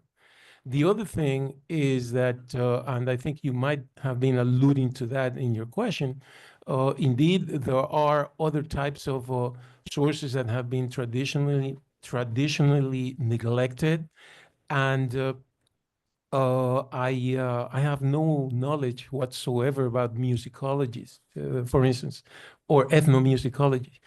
But one thing that is absolutely clear, you don't have to be a historian to sense and realize this, is that there's still a lot of work to be done in what, for lack of a better word, I would describe as contemporary ethnographic research with historical orientation, particularly in what has to do with the historical memory that has been transferred from generation to generation, and some of which still is in the minds of elderly people in our communities in all of our Caribbean countries.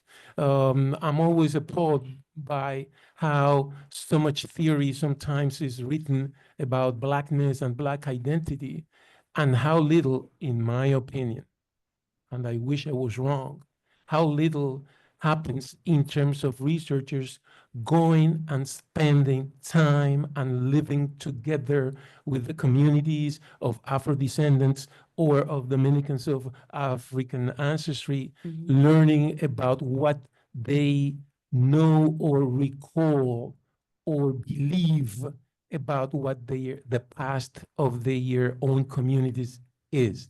That is a matter that's still far from being researched, and I think a lot of knowledge would be gained through that ethnographic research, connecting, for instance, with musical, Musicology. musical.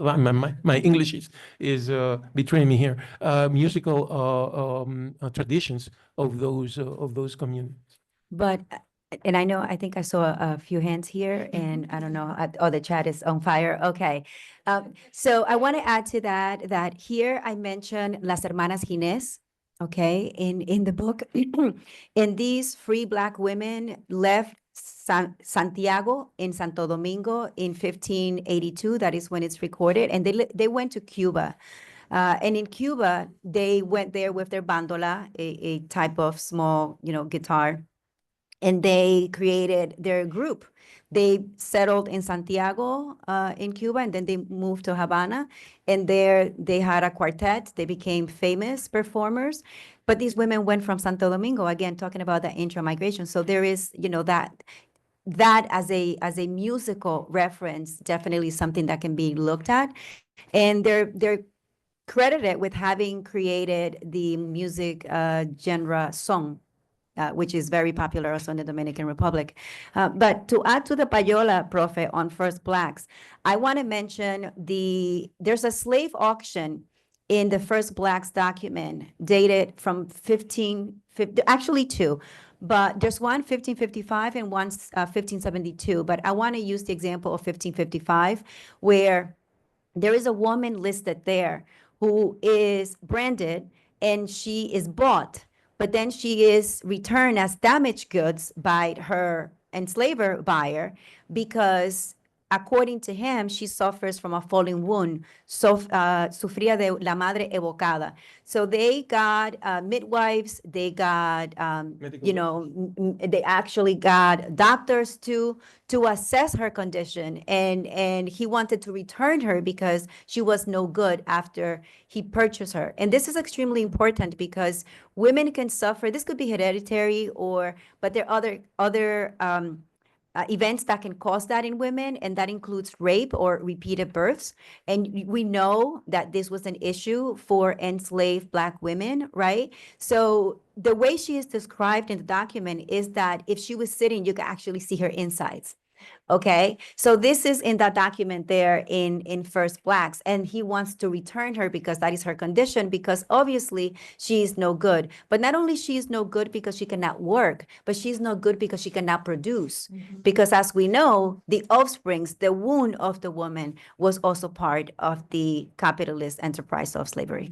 So that anecdote is one example of how benign slavery was in societies like today's Dominican Republic. Right? You were brought in by force, you were sold away, and then you engaged in a process where you were assessed as a human being in terms of your most elementary mechanical and physical features, like a cow or a horse.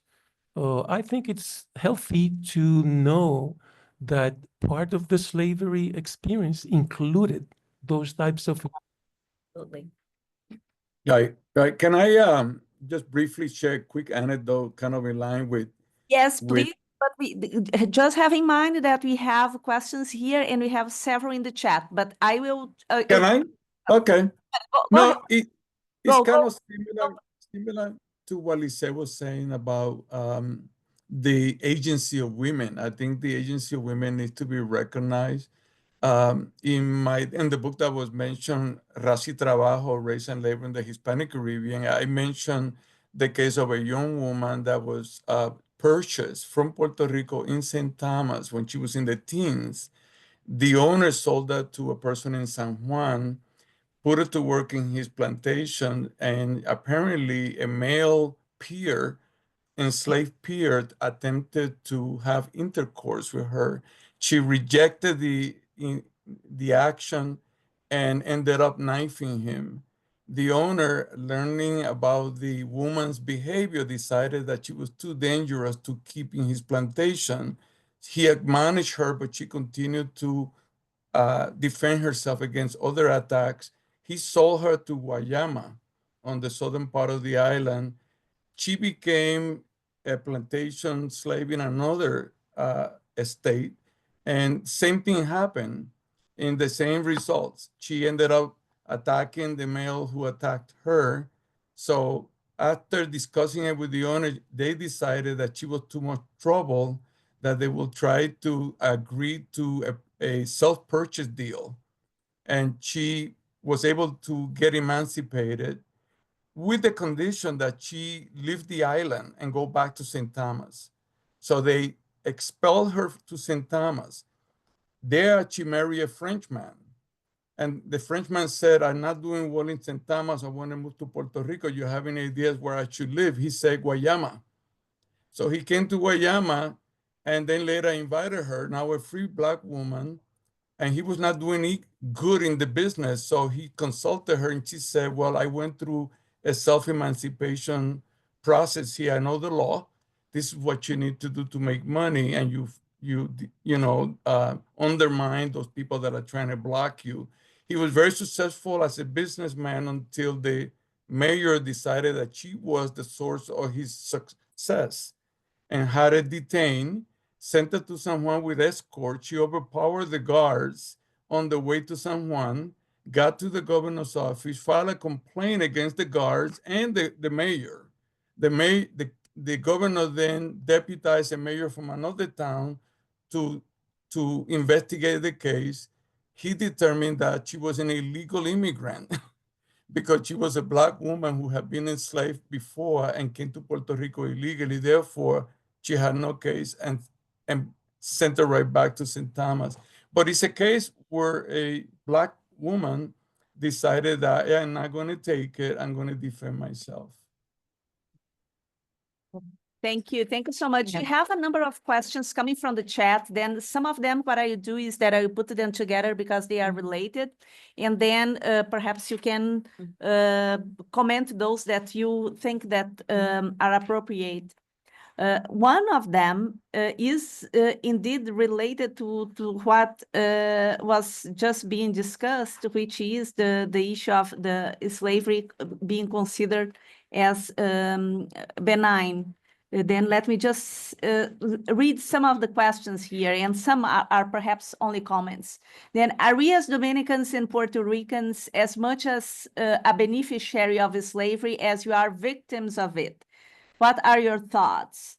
Another question regarding resistance. I recently asked a Puerto Rican historian, and this is Isar Godreau, and the previous one was Jorge Mendez. And he says, I recently asked a Puerto Rican historian, Burset, if he considered the act of buying freedom an act of resistance. He said no, because this was a right the enslaved had. But how easy was exercising this right? Another question that is related perhaps also from Godreau, the same issue regarding the free Blacks. As far as gaps, would you say that the study of free people of color during the period of slavery is an understudied subject? So we have these questions here, and I will come back to some others later, but also we have the very question that we just discussed, that is, many Dominicans say that slavery was a lot milder and benign in Hispaniola and Latin America, and that enslaved people were often paths to social mobility compared to the United States, where slavery was more brutal. Is this true, and what sources do you recommend we follow up with? Then perhaps we leave this to the end because this was already commented. But I have a number of questions here regarding sources. Then perhaps just some comments that could be useful for the audience. Janet, she asks, I'm interested in hearing about the location and the state of the archives that the researchers are using for their work in Spain, in West Africa, in the islands, in the US. Another question also, this is, I don't know his name or her name, RAF. This is the name that I have here, and it's the following. What types of collections or materials related to the study of slavery in the Spanish Caribbean should we prioritize in protecting and making sure future researchers can access? Then you have other questions that perhaps we don't need to address now. One is the issue of the Taínos, what was their fate. And we have also a question regarding historiography that I think that is an important one by Dr. Alison Gass. And the question is, thank you for this work and this beautiful contribution. I'm curious how Black scholars' work might help to more fully address many of these gaps. I worry about the discursive violence that is often reproduced when the research of Black scholars throughout the African diaspora do not even garner a footnote or a mention. Anthony asked us to consider the impacts of enslaved as they materialize to this day. I am wondering how this also relates to the violence that manifests so often in the realm of historiography and historiographic and exclusionary citation practices and politics. And you have about 8 minutes, and if you want to address some of these questions that we sometimes try during an entire year and you are not able to do it, but perhaps you can give us some clues. I would like to go to address for my cases. I went to the archives in the Pontificia Universidad Católica Madre Maestra Library that has the sala in Chaustegui Cabral, has a very good collection from the Archivos de Indias. And I'm grateful because they allowed me to access that space. When I was a student of law there, I always dream of one day being investigating there. So that was the accomplishment of my dream. We'd like to. I can go in order quickly. Are free people of color under study? Yes. That was something that I commented at the beginning.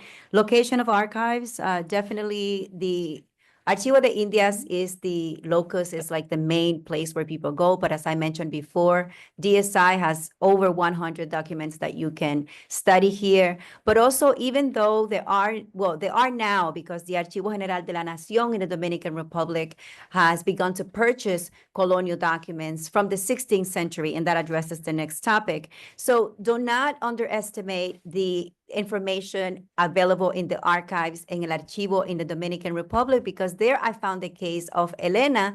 I wrote an article about her, Elena Running to Dance, and she's from 1771, 1773 Santo Domingo. So you don't have to go to Seville to find free and enslaved Black women in later centuries. Which centuries I think which should focus and documents maybe digitize and make available? Certainly, I want to say late 15th century and also 16th century, because those are the documents that talk about slavery in Santo Domingo, and the ones are not available to us because they're available mostly in Spain. Also, Mexico has great archives, and Cuba.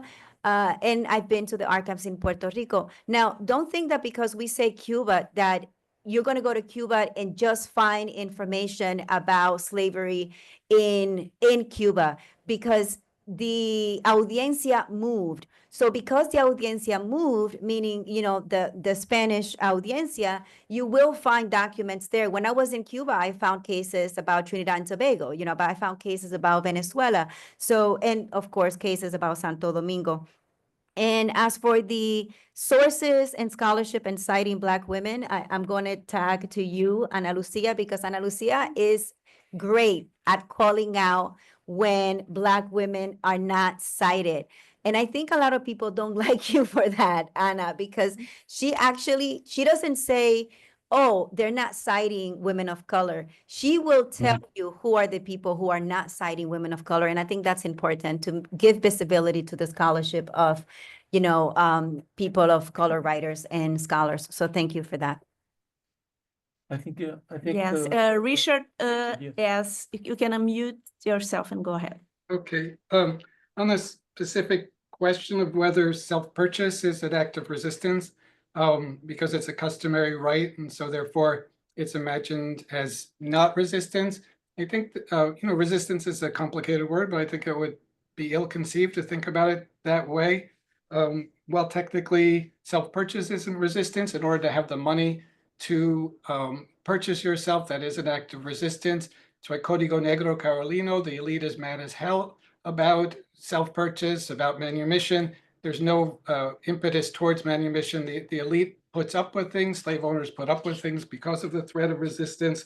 The reason people are allowed to acquire money, it's set by, when you rent it out, for instance, how much money you get to keep. That you can keep that money is because it's the threat of escape, it's the threat of resistance if you don't keep a certain amount of money. So despite the fact that the elite so wanted to get rid of self-purchase and manumission, as is well documented, they did not, because they depended on it for social control. The larger issue of, and there wasn't that much, it was more than elsewhere, but there wasn't that much. It's hard to even address for me because I can't understand the logic to it, that the idea of a mild slavery, what that could possibly mean. I suppose if you have to address politicians and what they say, you have to disprove the myth of racial democracy, but it's hard to imagine anyone would believe such a thing. I mean, would anyone think that being owned by another person is a mild condition under any circumstances? Let's take torture out of it, that at any moment for anything, you can be told to do anything, big or small, and you have no legal right to resist that. That's why the Siete Partidas says the most abject, miserable, and unnatural state of human beings is enslaved. So you don't have to look for torture and evidence of that to see that slavery is always inherently horrible. And in fact, the conditions of slavery aren't the most horrible thing about it across time and space. It's that inherent condition. And in my work, if it matters, which it does in another sense, I find lots of evidence of torture. The case I told you about, Rodrigo, Lopez was tortured many times for trying to get to be free. Finally, the idea of the image of a myth of equality of poverty between the slave owner and the enslaved just doesn't exist. Most slave owners were not so poor. Most slavery was not small, ranchers. There were large ranchers, and imagine, how domestic workers are treated in general. Imagine now how enslaved domestic workers are treated. So the logic is like almost you don't want it to be your enemy and to spend too much time, but perhaps one has to. Thank you so much. Now we have about 2 minutes. Then we have 2 questions from here that I am seeing. Then let's go. Hi, everyone. Thank you so much for this conversation. Hi, my name is Doctora Margarita Rosa. I am a younger scholar, but have looked up to all of you all my career, Doctora Casares, Ana, Lice, Doctora Acevedo, truly. I have been so moved by the depth and the importance of this conversation. Y si algo tenemos claro, es que el Santo Domingo colonial era un sitio cimarrón y bellaco. And I'll tell you why I'm using the word bellaco, which has to do with my question. So the other day I was commenting to my colleague, the almost Dr. Sofia Monegro, that in the document that you have on First Blacks, which of course has been a foundation for scholars of my years to do this work, there is a document about Juan Moreno. And of course, we know in the historiography that Juan Moreno is named as a servant. But what we see in the little margin, the half a sentence that is written about him in that 1500 document, is that it says that he was whipped more than 10 times? Por ir a cazar y por bellaco. And I want to ask you about that because, of course, we see perhaps the first mentioning of the word bellaco, which also exists in the Buen Gobierno Huamampoma documents, only related to Black people. And of course, we know the way the word has evolved. So if we look at that document, what can we say about the slaveability or slave status of Juan Moreno? And does that change the dates, the primary date that we give to the start of slavery, which is always 1492? But does that document concretize the fact that Juan Moreno held a position that, although not a slave, was a condition like slavery?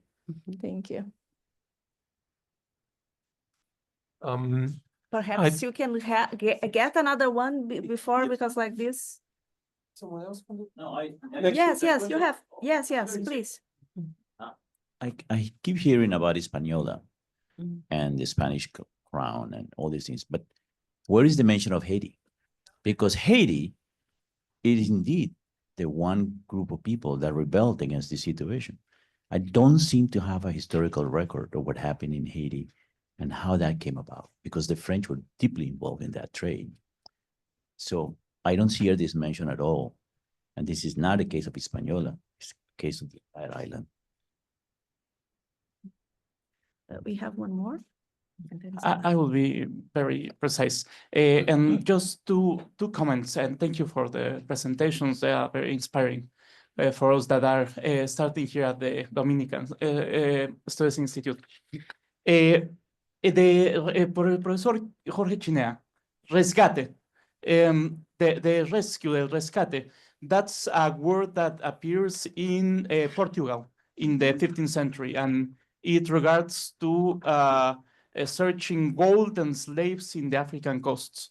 So when the Spaniards arrived to the Caribbean, they were practicing this trade for centuries there.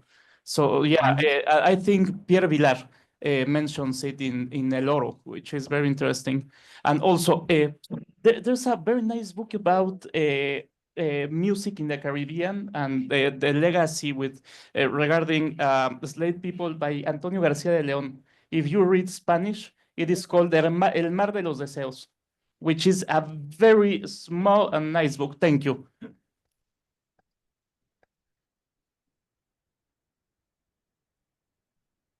Do one more? Oh, we can. I Thank can you so stay much. like as far as you don't kick us out. Thank you all so much. It's been such a joy to watch you do this panel and talk about this book. So I have a question about how this book sits within the broader intellectual landscape in the Dominican Republic. There has been controversy about the kind of scholarship that's being done in the US, reclamations of particular histories that have not been studied as closely. And so I'm very curious about how this book enters into that intellectual landscape. And the reason why I ask that is because I'm curious about the kind of work that you hope that this book will go on to do, especially in bridging what to me personally feels like a widening gap between the island and how we think and write and talk about these topics here in the diaspora. I can answer Saudi's question on, and I can connect it to the question on Haiti, then maybe segue to Juan Moreno and Bellaco. And Professor, did you want to add on Juan Moreno and his condition? Okay. This book is intentionally a call for scholars to focus on Santo Domingo, La Española, before Haiti as a whole, and on Santo Domingo, Spanish Santo Domingo, after Haiti was created. Actually, even going towards the 1640s, 1630s, when the French began to slowly invade the island and settle in La Tortuga, and then settle in a northern part of the island. And it is for the following reason, and I address it in the introduction. The lack of consistency in properly situating the history of Hispaniola, referring to it with various names, has contributed in a way, and I mentioned this at the beginning, to what Dixa Ramirez calls ghosting. The author explains that, open quote, persistent misnaming of either or both sides of the island in various fields of scholarship and over the 2 centuries has compounded archival erasure or miscategorization. An example is Frank Tannenbaum's citation, a very important and cited book in history, of Henry Brougham's work, An Inquiry into the Colonial Policy of the European Powers. Citing Brougham's, Tannenbaum says that the French brought over 29,000 slaves to Santo Domingo in 1788, whereas Brougham refers to the place as Saint, written with ST, Domingo. So in process, the name was changed by Tannenbaum, by the way. Another example is George W. Brown's The Origins of Abolition in Santo Domingo, published in the Journal of Negro History in 1992. Noting that the title of this article, the reader is inclined to think that they will read about one of the 2 abolitions of slavery in Santo Domingo, not Saint-Domingue, the one by Toussaint Louverture or the one by Jean-Pierre Boyer. And I talk about that precisely because slavery in Santo Domingo, where it started, has not been the focus. Most of the scholarship focuses on Saint-Domingue. Clearly, we know that the number of enslaved in Saint-Domingue, they have cited over 500,000 as opposed to the 30,000 population of whites in Haiti. But people have not focused about the free and enslaved Black people of La Española before Haiti and even after Haiti was created. And that is done intentionally because if we don't do that, we're going to continue to focus on what then Saudi raises the question on the usual topics within not just Puerto Rico, but Latin America, and specifically the Dominican Republic, where they focus mainly on the assassination of Trujillo, race, identity, anti-Haitianism, and in Puerto Rico, for instance, it will be the Spanish-American War, nationalism, and Puerto Rico's political status and relations with the United States, and they seem to take the lead in the research and not about slavery. So in my intention of putting this book together, there are 4 chapters on Santo Domingo, 2 on Spain and 2 on Puerto Rico, and that is done intentionally because if not, people are not going to write about slavery and free Blacks in Santo Domingo. They're going to continue to write about those topics that I highlighted. That is the issue related to Saudi's question. Not saying that it was not important, right? But several books have been written. We know that Haiti is the first Black republic. Several other revolts happened as a result of that. We know that as a result of that, we became free on the Spanish side, right? But people are not writing about Santo Domingo. Dominicans are not reading about Santo Domingo. And slavery, as Professor Stevens mentioned, in the narrative, in the general narrative and memory of the Dominican people has been ghosted in general.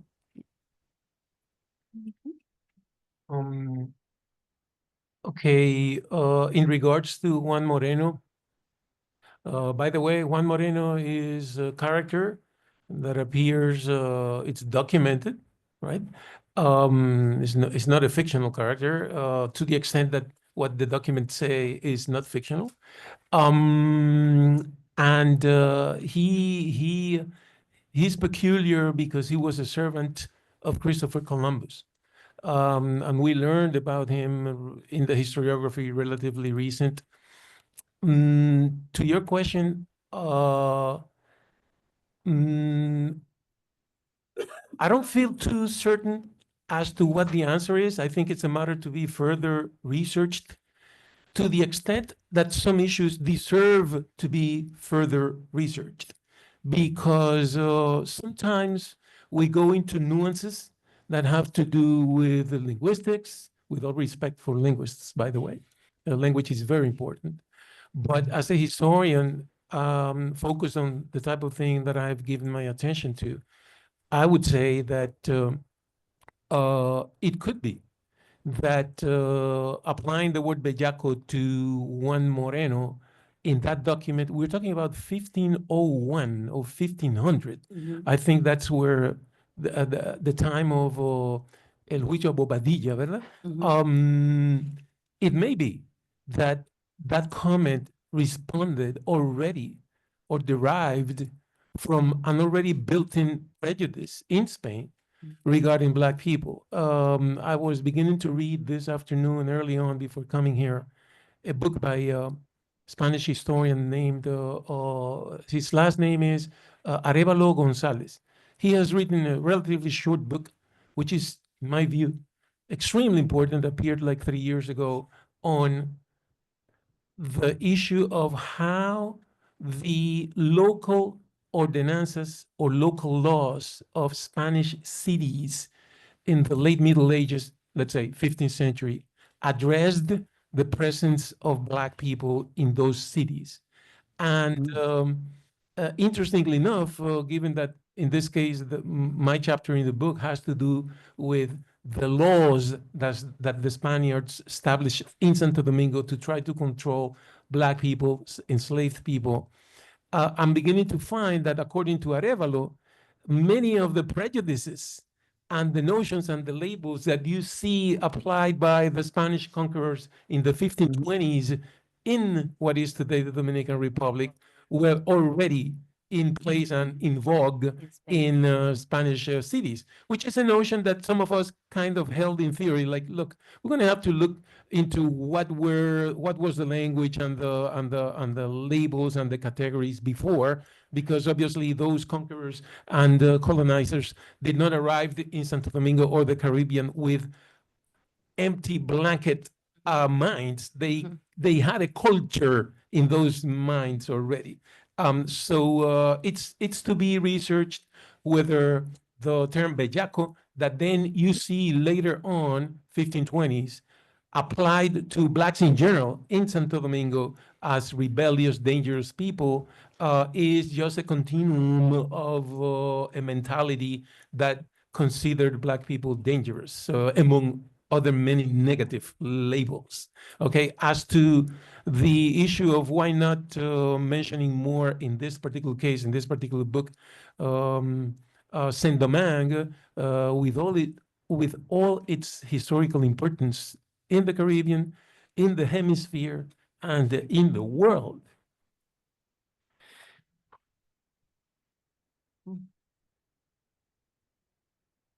I would basically subscribe to what Lisette was sharing, which is many of us are engaged in this research about the Black past of Dominicans or the history of Dominicans' Black ancestors, precisely because there has been this silencing, this erasure.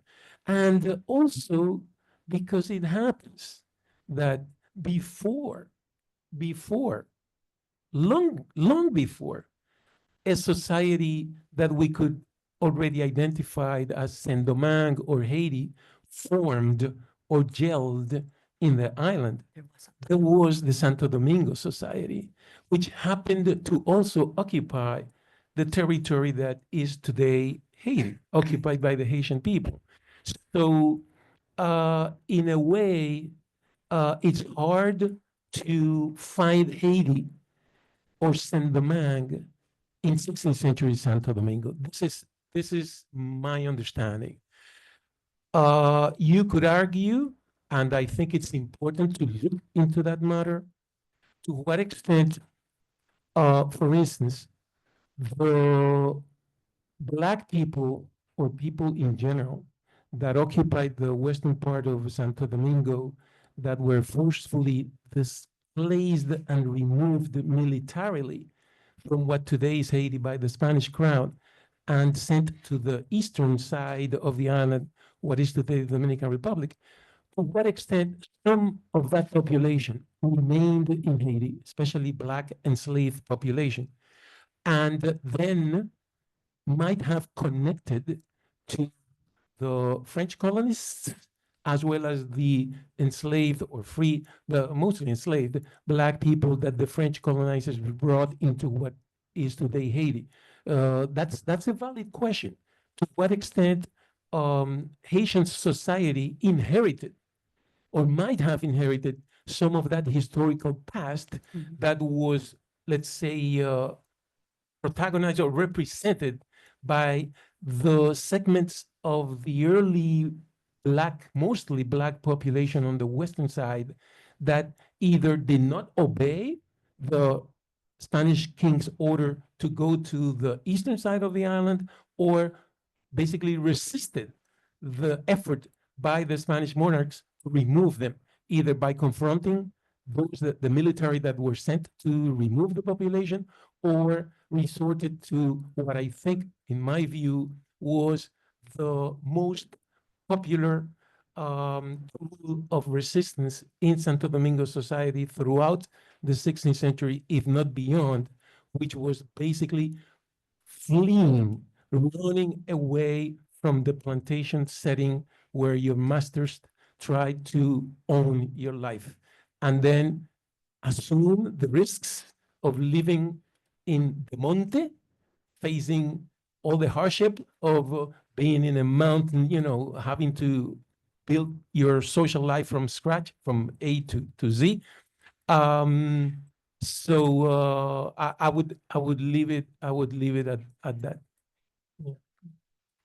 So we still, of course, have many more questions. Perhaps you are going to have another opportunity to do this online this in the coming months. But thank you so much. Sorry, you have a question? Question is what I highlight. Okay, go ahead. So the question of like, where are the gaps? How can we incorporate this today into like African studies? Slave studies. So I teach high school. I'm a high school teacher here. And it's a highlight to you, Doctora Margarita, because it was via her that I took her Black Rebellion course. I think it was like in the spring that really, for me, opened up many amazing articles that I can somehow use into my high school curriculum. But the reality is that the scholarship, it is extremely difficult, especially when teaching high schoolers who are not at a high school level. So in regards to that question of like the gaps that exist, is like we do have the resources, we do have the primary and secondary sources, but then how do we take those and then simplify them so people in my classroom have access to them? So it is a highlight to people like Dr. Margarita who are being extremely present, right? Social media, creating courses for people like me to join, people like myself who teach high school and are teaching Dominicans from the Heights and teaching them the history that otherwise the Department of Education is not giving them access to. But there is a need for people like me who are teachers to take all this material and like, how do I use it? Hasta yo misma be like, espérate, what does this word mean? I don't know what this word means. I have to like cliff note stuff because I'm like, it's difficult academic language. So making it or even creating a way that we can access it to make it simpler for our students to be able to use them. So thank you. Thank you. And that's true. And I think that answers the question about how we share the knowledge and how we produce the knowledge, because what Dr. Rosa is doing is just putting it out there, right? For people, for you, and thank you for teaching it in high schools, because I went to a high school. They invited me as a speaker for Career Day, okay? And the students asked me about my research. And then I went and I said, oh, I can show you what I do. And when I went on Google, I was like, I'm enter, and I'm saying to the teacher, oh, this is not working. And then she's, okay, let me help you. And when she saw the title, she says, oh, if it has the word slavery, they can research it. Okay, at the high school. So I had to say to the students, I'm sorry, I can't show you my research, right? So do you teach here in New York? Okay. Luckily, we're still at the stage where here in New York, we can teach about the whole history, right? And I think that the New York City Department of Education is doing a great job. They just made it I think it was a legislation, or they adopted the curriculum that students must learn about Afro descendants, and I think that that is a plus. They also have what they Hidden Voices, which is a series that they create. They have Hidden Voices for the LGBTQI plus community. They have Hidden Voices for the Asian community, and they have Hidden Voices for the global African diaspora, where there are several essays there that I contributed to that include Afro-descendant Dominicans like Carlos Cooks, for example, Esteban Hotesi, that the Institute has the research there. So definitely we need to make this information available to the best of our ability, and regalo para que no nos sigan tratando de silenciar, you know, and have more people do what Dr. Rosa does, so that our students and we all can have access to. So yes. Dr. Araujo, if I may, just a quick note in response to Dr. Saudi Garcia's question as to how some of us see the possible impact of this book in the pending and much needed conversation about Blackness and slavery experience amongst Dominicans in the United States, including the scholars and those that deal with this kind of issues in the Dominican Republic. I hope that it helps to persuade Dominican scholars and the Dominican public that slavery was indeed an experience of our ancestors, that slavery was not something somehow only connected to the Haitian experience, going back to the Saint-Domingue thing, that you can actually trace slavery as a collective experience of the Dominican people, even if in general, analytically, you for a moment separated from Haiti, so that somehow we contribute to create an environment where the majority in the Dominican public, not to mention those involved in culture and education, understand and realize that we have a Black history behind our shoulders in terms of our ancestors that is not connected to the Haitian people.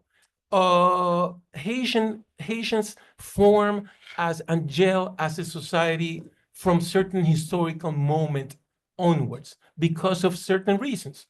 In order to understand Dominicans and their history, you have to address it and analyze it from the time it began.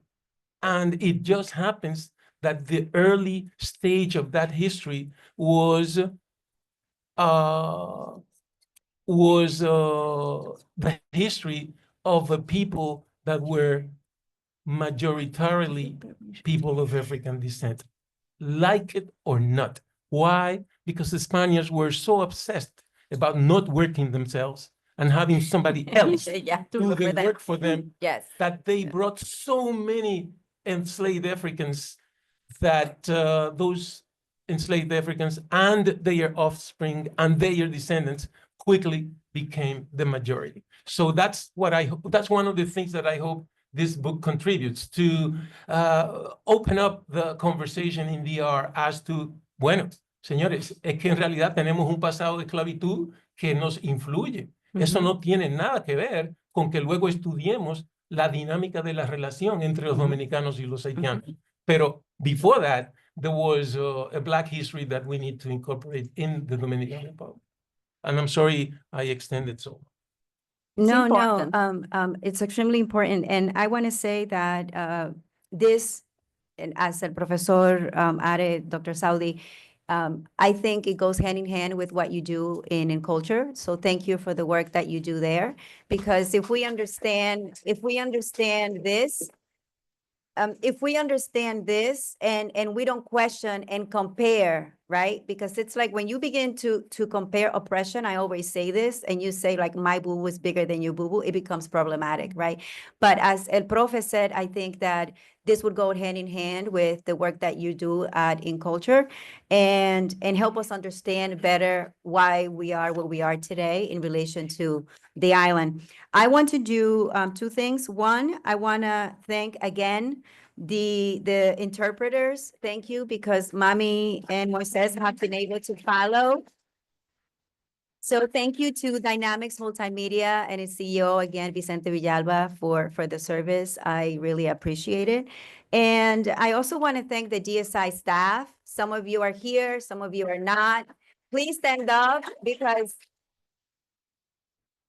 please stand up. I know you're shy, but Jensen, yo sé que tú estás aquí, profesora, Pierre, Patricia, Pedro, Kay, Raisa, Sybil, I think Sybil, I'm not sure he left.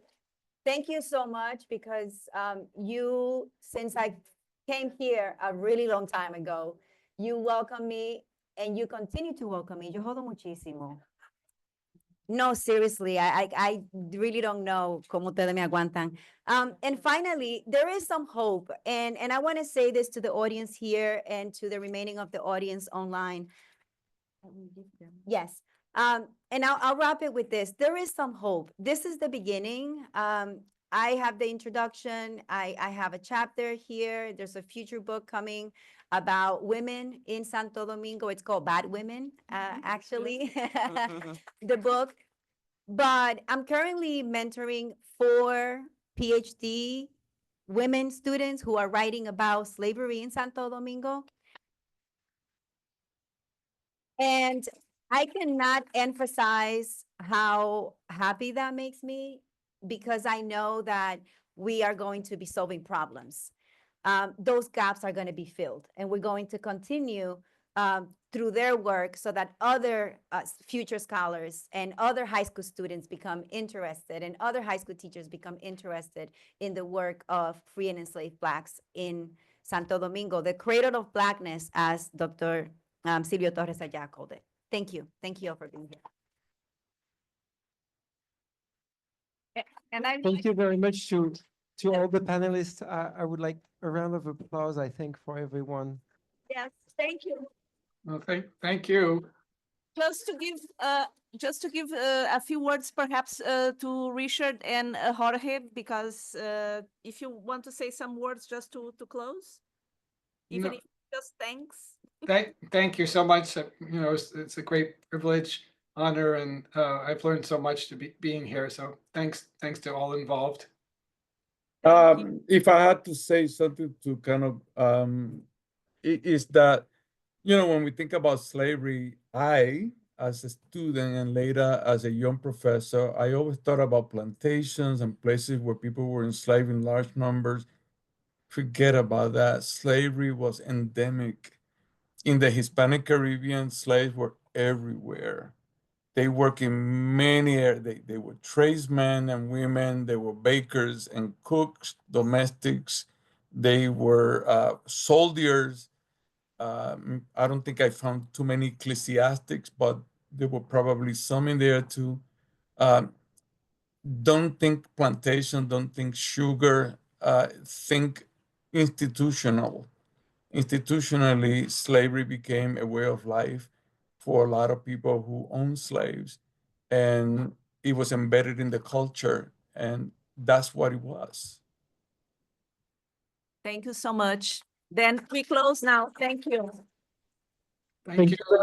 Thank you for all who attending. Thank you. Great seeing everyone. Igualmente. Thank you. I say, ah! Oh my God.